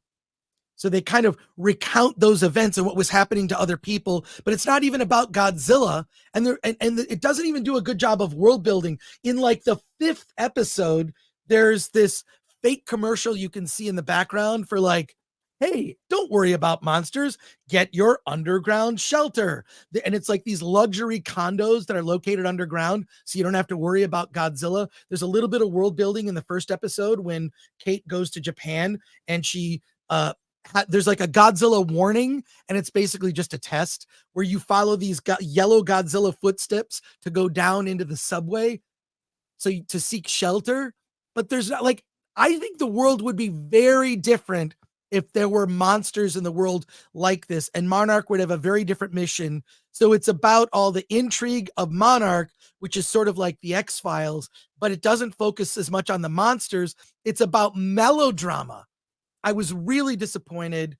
I'll probably finish watching the show. There's like 3 episodes left. And I do have Apple TV Plus, so why not?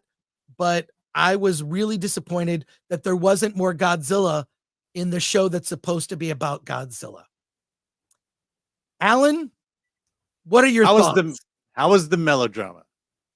It was not even good. It was so forced. Oh, are we talking Ahsoka type melodrama, or are we talking at least halfway decent?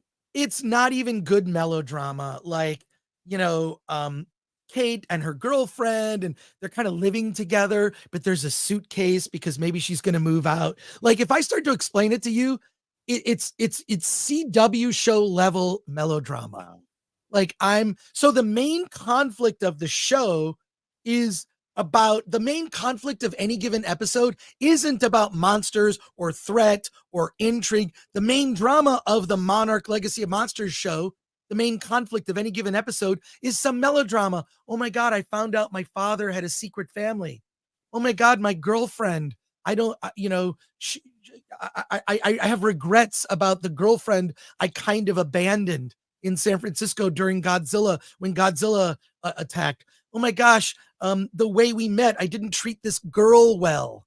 It's seriously really disappointing. And the thing is, this Apple TV Plus has done, like, Ted Lasso's very good show. It's not as if Apple TV Plus has not done really good shows, but my understanding is this is a different production company that did this. I was really disappointed. There's so much you could have done with this show, even with not having, and they reused footage from the 2014 Godzilla. They reused footage. From what I could tell, they reused footage. I was really disappointed. I wanted to love it. Look, I'm a guy I have Godzilla toilet paper, okay, that I've collected. This is how much of a Godzilla fan I am. How did this get greenlit? Well, no, how did it get greenlit with these scripts? I know. Who pitched this? Guess what? We're going to make a Godzilla show. Like, Godzilla maybe or maybe not will show up in the last episode.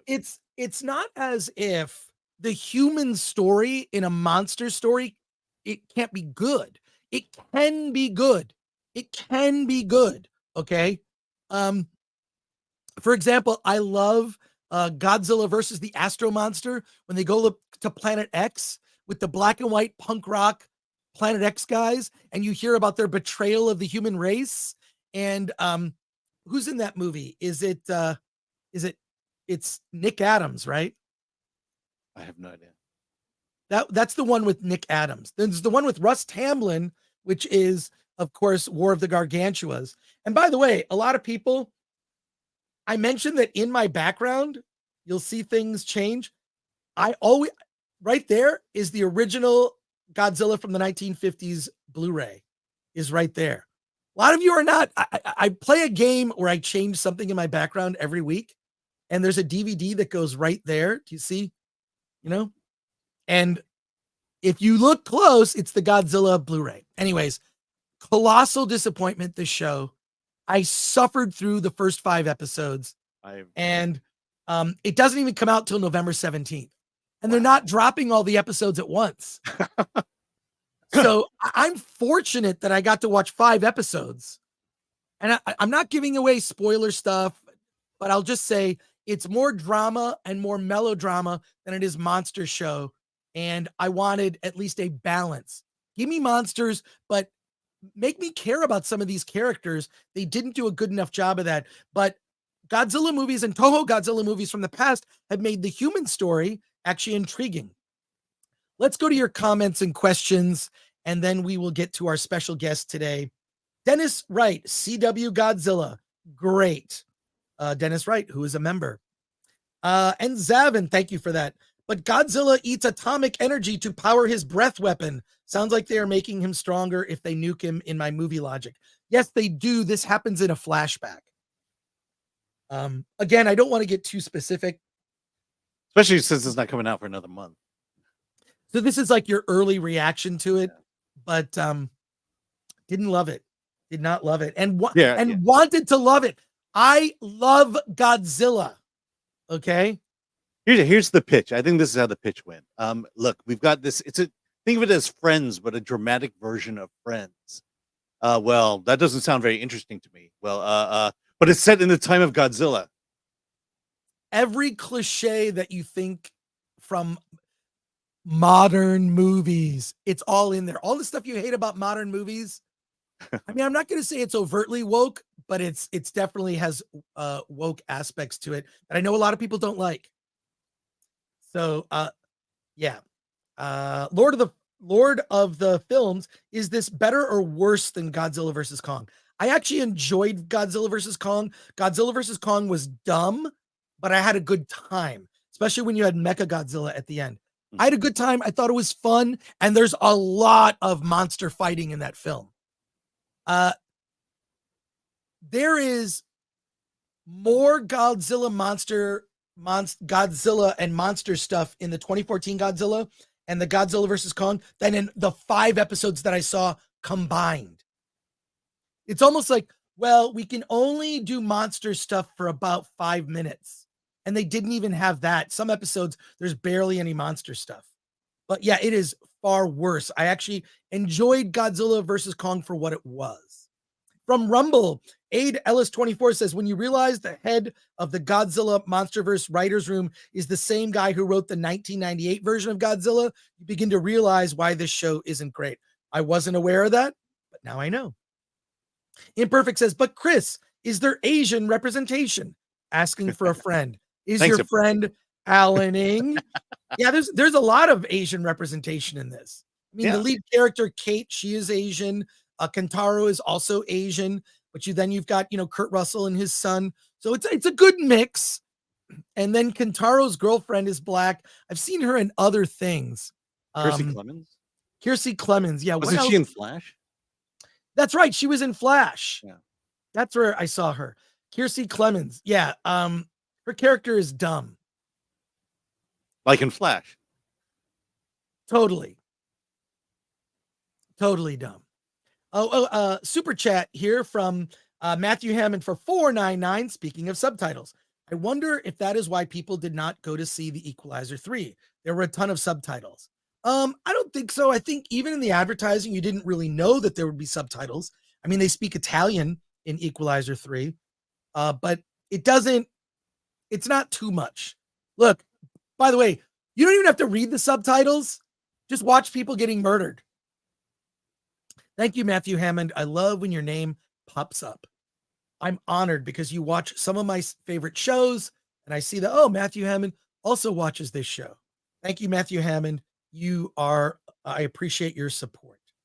Jimmy Francis, oh my, I joined late, but just saw that my film support group Olympus was nominated at Award This. Hey, congratulations. Very happy to hear. Much appreciated. Hey, Jimmy Francis, thank you so much for being a member. Wow, not even, I don't know if people who actually have their films reviewed by Film Threat, but yeah, you're going to get, reach out to us. Go to filmthreat.com/contact. Reach out to me. You'll get a series of emails that will explain, like, you get 2 tickets to the event, obviously. Yeah, thank you. Yeah, great. Yeah, you're nominated. Congratulations. So I hope that you can make it to the Frida Cinema on December 10th. Another super chat here, MK Solid 82 for $4.99. Hollywood can't handle monsters anymore. You'll notice that especially in modern horror movies, they won't give the creatures dialogue or personality. That's why I think when Evil Lurks works so well, because the demons actually speak. The demons in When Evil Lurks actually speak. It is in my list of top horror films of the year. Top horror films of the year. So because of that reason, but yeah, you're right. They just didn't use the monsters well. At all. It sounds like at all. Yeah. Geek Truth 64. I was wondering how they would pull off the series on a TV show budget. Sounds like they pulled it off by making it a drama with very little monster time. That is 100%. And cutting in old films they've done. Yeah, they use footage from old movies. They use, it's so disappointing because you don't have to sell me. You mean a Godzilla series that focuses on this mysterious organization Monarch, except it's not even about the mysterious organization Monarch. Monarch is incompetent. Monarch is incompetent in the show. And Kurt Russell knows a lot more than he's willing to say, and we haven't even gotten there yet, and I'm 5 episodes in. Yeah, here's a cheap way of not doing a monster movie with heavy CG. Put a guy in a suit, in a big lizard suit, and then build some miniatures and have him stomp on those miniatures. Yeah, look, It's disheartening. I wanted to like it, and you might think differently than me. Anyways, there's your thoughts. Now, stick around because we always like to end our show with an interview. So we have a special guest that's going to be joining us, but don't put that up just yet, Alan. We're going to look at the trailer. It's a minute long, and I have permission to do this. Sometimes we get hit with a copyright strike. So hang on. I'm going to get it. I'm going to get it here. And it is, I have to put my headphones on here. It is October. So we're talking horror films, and the filmmaker, Tim McClelland, he's here. My apologies, Tim, we're running late on the show today. But we've got a good audience watching. Let's take a look at this teaser for The Second Signal, which is now like playing festivals to accolades. But let's take a look at the 1-minute trailer for The Second Signal before we bring on the filmmaker, Tim McClelland.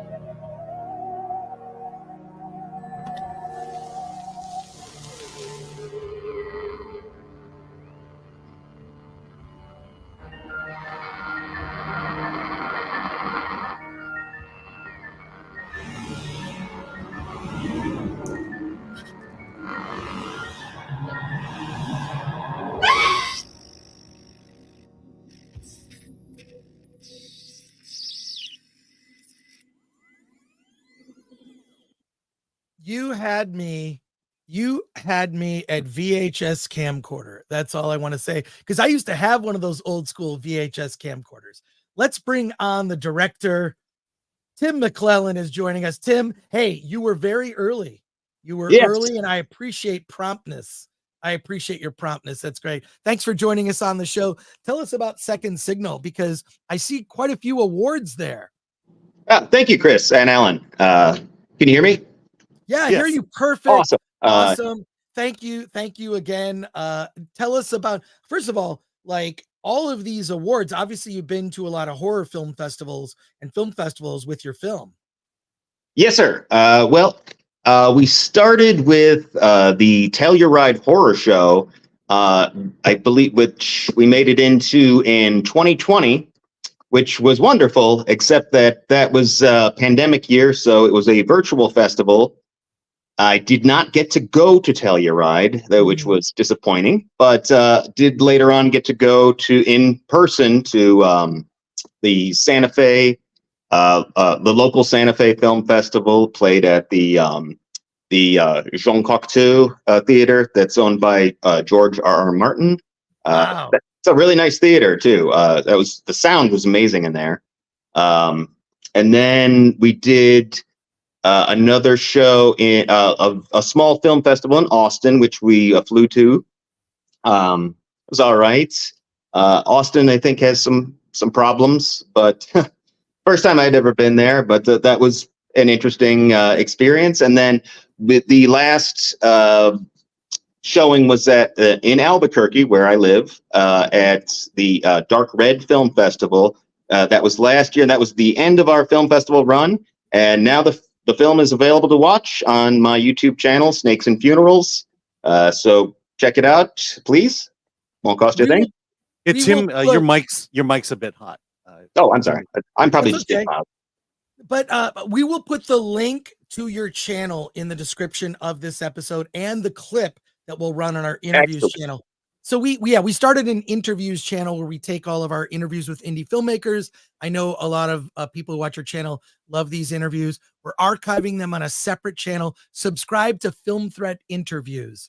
Look it up. It's on our main channel. But Tim, what led to this? And tell us about, first of all, how do you even find a working camcorder? Because I had one in the 80s that you could use. Also, I loved my camcorder because you could use it to play videos too. It was also a VCR in addition to being a camcorder. And look, I took a lot of videos of stuff when I was a kid. I love that camcorder. Yeah, well, I also grew up in the '80s, and so my first camera was a VHS. I think it was even VHS-C. Remember that? Oh, I remember. Oh, Yeah. Oh my God, that's crazy. And then when I was a teenager, like 17, I started doing wedding videography with the upgraded to Super VHS, which is anyway. So that's how I learned all about this equipment that is all obsolete. We never use it anymore. But yeah, recently I've become a little more. I've kind of gone back in time and unearthed that stuff, and I don't know. I guess I just want to escape into the '80s, like a lot of people do right now. So, well, there you go. So tell us about. We've got some questions from our audience. We've got like 350 people watching live. Let's go to some questions from our audience. Yeah. Ron Smith says, "Please tell us more about the story of the film." Okay. Thanks, Ron. So about 5 years ago, I lost someone to self-deletion, I guess we should say, on YouTube, and I went through kind of a dark period of grief and just, well, not knowing what was real, quite frankly, for a while. And then after I became functional again, it really motivated me to, record, to capture this feeling in film. And I'm sorry for your loss, and I'll just say that making art or making something or focusing on a project can be a way of healing. It can be a self-healing. So that being the inspiration is really interesting. What is the woman in the? What is she? She's filming a rock. What significance is the rock? It makes a little more sense in the film, but she is an avant-garde video artiste who does you see it earlier in the film. She just does different things with inanimate objects. So she was starting to get to work before then the mysterious second signal interrupted. All right. We've got a lot more questions here. The nerd far away asks, "Hail, Mr. McClelland. Why do you like making horror films?" I've always had a great passion for films, and horror films are a lot cheaper to make than science fiction. So there's that. But there's always an audience for horror, like in especially in low budgets. Like we're talking about, it's a great genre for filmmakers to enter into the business. So, and also, of course, I'm just a horror fan from way back. And I think horror goes through, after the events of 9/11, horror became like the #1 genre. You see how living through difficult times, horror is a way of dealing with things in a safe way, because we're not actually talking about the thing, but in a way we're actually talking about the thing. From Rumble, we have a lot of people watching us on Rumble. 8Ellis24 asks, "The aesthetic and tone of this trailer is perfect." Oh, that's a great Thank comment. you. Also, I got to ask you, sorry. There's a large video element to it, but the film feels very cinematic. Were there challenges in kind of going back to, getting video to actually work and to be able to film it? Yes, well, the video that's actually shooting the movie, a completely different system. I shot that on the GH5, and it's the reason why it looks cinematic is because I have an anamorphic adapter in front of the lens. It's a Sancor 16. It's a vintage anamorphic film projector lens made in the 60s or 70s. So that kind of gives the digital cinema a real cinematic feel. It softens everything. There's lots of problems. It's a pain to work with. Going back to video. Sorry.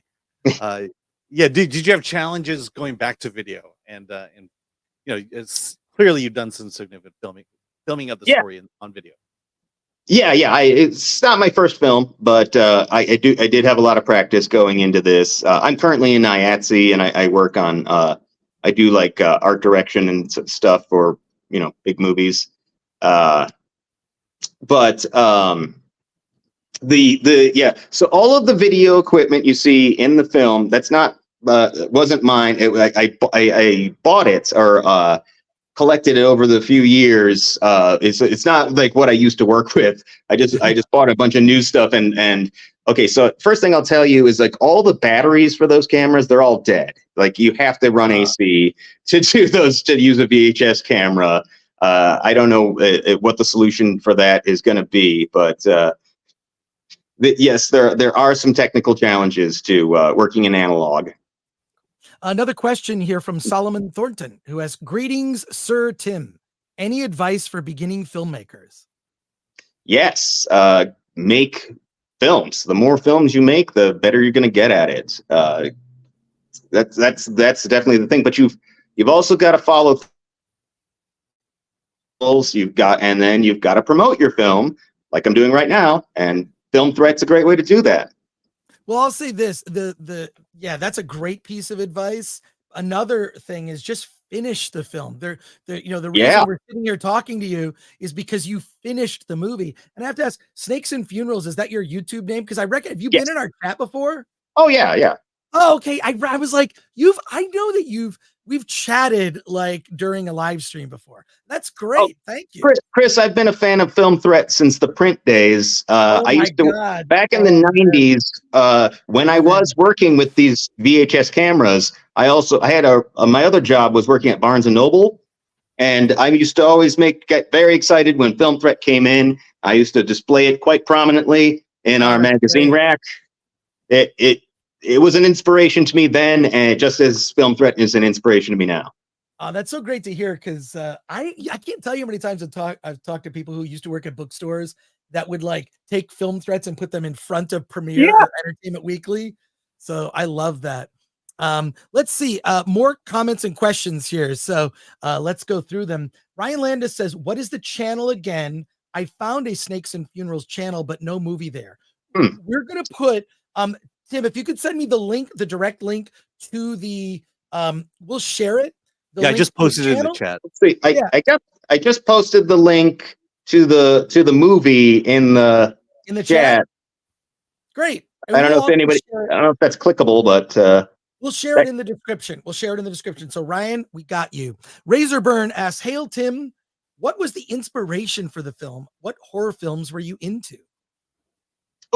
Specifically for this one, I would Videodrome is definitely an inspiration, and I love David Cronenberg's work. What else did I see recently? That I've always been a big fan of zombie movies. Night of the Living Dead's one of my favorite films. I can't remember a time when I didn't like horror movies, even like the kaiju films, like Godzilla, and like you were just talking about. Well, I can't recommend that new Godzilla series, unfortunately. I wish I could, because I am a big fan of Godzilla. But other questions here. Patrick Lemire asks, "It must have been tempting to use a video emulator. Did you use A/B emulation versus the real deal? So how did you get that video look? Did you use the camcorder itself?" Yes, I used the camcorder. I used the camcorder to record whatever it is we're showing on, and then I played it back on a actual tube TV. There's no shortcut. There's no way around that currently. If you want it to look like that, you can't just slap a filter on your HD footage and make it look analog. You've got to actually do it. I agree with you. I really don't like that when there'll be like an image on the TV and clearly it's shot on film and they just sort of scope it. I hate. Or they add like really thick scan lines. Right. That's no. That's not how it works. You gotta authentically use the thing. These are like my pet peeves in movies is that, and then also using a fake phone number, like my number's 555. It takes me out of the movie. It does, yes. Real. Be real. Okay, Sean Hu for 742 says it's Snakes and Funerals with an ampersand. Not Yes, Snakes use the and- ampersand.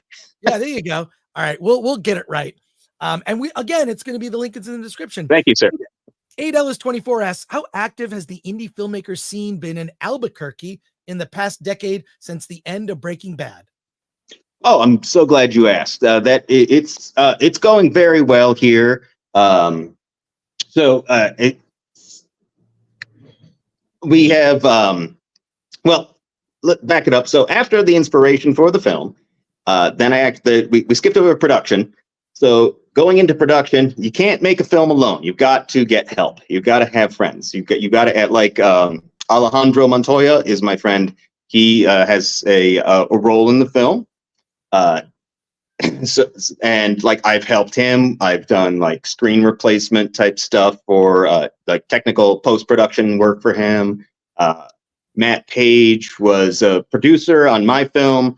I worked as an art director on his first feature, Cop versus Killer.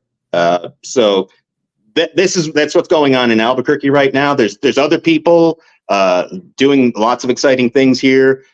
We have the Netflix studios headquartered here now. Hopefully we keep getting Hollywood business to come in because that's how I make my money. So you work on the sets of bigger productions that come to Albuquerque. Yes, in a minor capacity. Yes. That's great to hear. I mean, like that's why like when I meet people who work on films, it's like you're all filmmakers. Yeah. Everyone has some ownership of that, and there's so much you can learn working with other filmmakers because there are many different correct ways to do things. I mean, there's wrong ways of doing things, but there are many correct ways of doing things, different correct ways, and everyone learns. It's a learning process as you go to just get better. And I should remind you also, by the way, your film is actually eligible for award this next year. Oh, nice. So it's eligible in our best short category. So there you go. A couple more questions and comments here as we wrap. From Rumble, a Rumble rant, Caveat Ties supporter for $2 says, did you write it yourself or work with a group or hire? If you had help, what do you look for in a writer? I have a degree in English, so writing is something I like to do for fun, though you got to remember, as an indie filmmaker, you can have it all perfectly worked out in the scripts, and then you get to making the movie and everything's different. And you're going to have to be adaptable. You're going to have to change to make it work in the circumstances you're given. And you need to listen to your collaborators, your actors. And when they tell you, like, I don't like this line, I don't like this, you got to be able to change it to give them something that they can work with. Well, first of all, I got to thank you, Tim McClelland, for coming on the show, telling us about your film, The Second Signal. We're going to put a link in the description so you can watch the short. You can also subscribe to Snakes and Funerals. That's Snakes and Funerals with an ampersand. Yes, please do. And you can reach out to Tim there. Tim, you're eligible now for award this next year. It's in 2024, which will be a lot of fun. And I want to thank you for coming on the show and talking to us. So timing could not be better. A horror film short during Halloween or during the Halloween season, October, is perfect timing. So thanks for joining us on the show. We'll talk soon. Thanks, Chris and Alan. Thank you so much. Thank you. Take care. All right. Later. That was great. Love it. That's awesome. And there's a review on the website. Is that right, Yes, Alan? I did review it. Okay, so let's make excellent. sure we'll put a link to the review in this description for that film. And that's going to, we got a couple more comments here and to wrap up for today. Alan, how are you doing? We're doing good. We've just been, I'll just say this. Alan and I, it's been stressful the last week. Oh my God. Because we got out a partial list of our nominees for award this. It's not 100% complete. We'll have that before the end of the month. But woo! I went through what we did. We probably did around 800 reviews last year. And no. It was you're talking about indie movies. It's like 2,000 It's 2,000. I know about last year, but it's Yeah. it's not a You small. you it's not a personally small may have stack. done. It's not a small stack, but And this year we at least got to that part faster than we did the year before.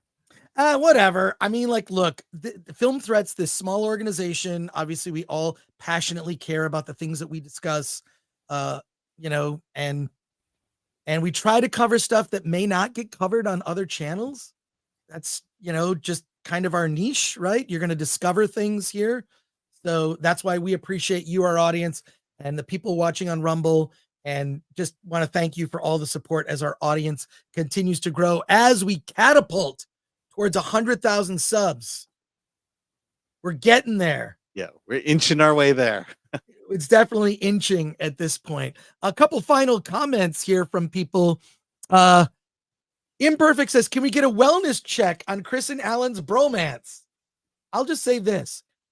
You can never break up this bromance. It's never going to happen. Nothing. I mean, Alan could do the stupidest thing ever.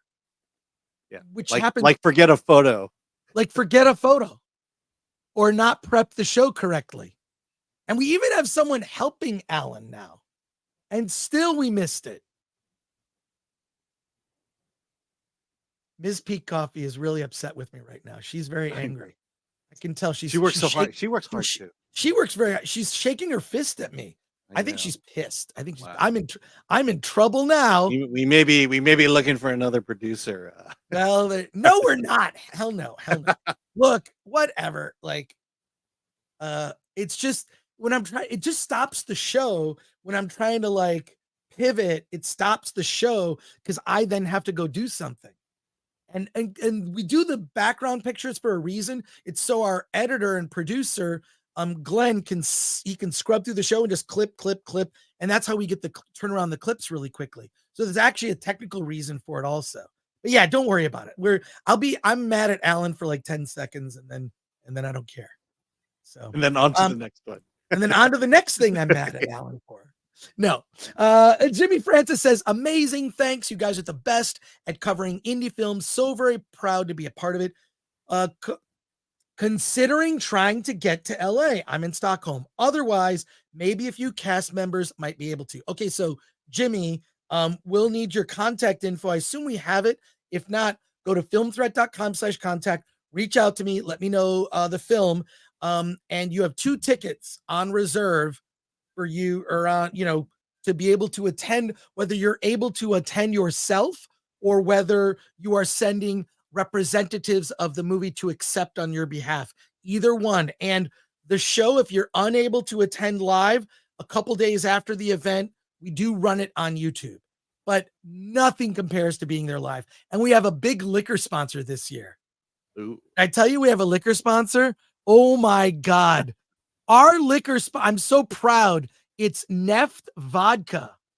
And we're doing this special cocktail just for the event. I'm not exactly sure what the name of the cocktail is, but it is a black vodka drink. Check it out.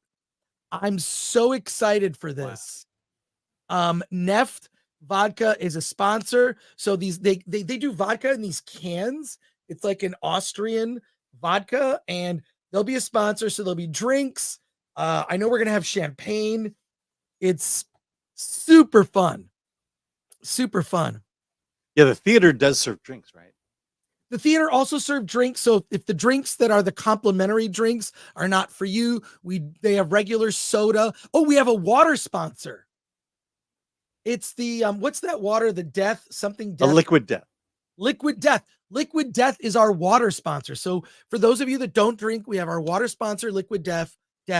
We have Neft as our liquor sponsor for a special cocktail, this black vodka drink. We have a name for it. I forgot the name we decided on, but that'll be served, and gift bags.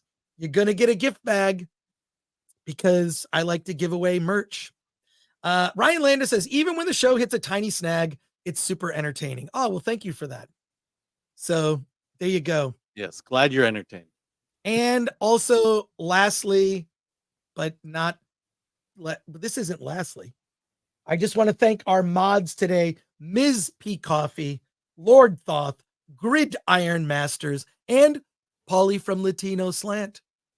Want to thank them. Alan, what do you have coming up this weekend? Let's see. Newport Beach Film Festival. If hopefully my leg will be better today, and I'll be at the festival tomorrow. But I should be there tomorrow and probably Sunday, and definitely on Monday. I will be at Son of Monster Palooza. It's at the Burbank Airport Marriott.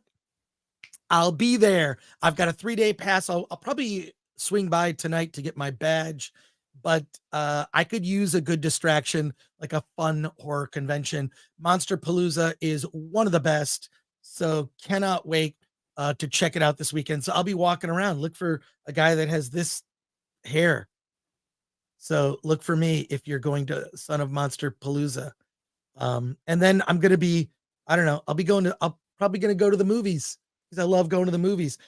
Actually next week, I am seeing Killers of the Flower Moon on Monday. On Monday. We will talk about that movie maybe we can talk about it a little bit on Wednesday. Yeah. We'll discuss it on Friday because I don't think we're going to be discussing Loki season 2 very much.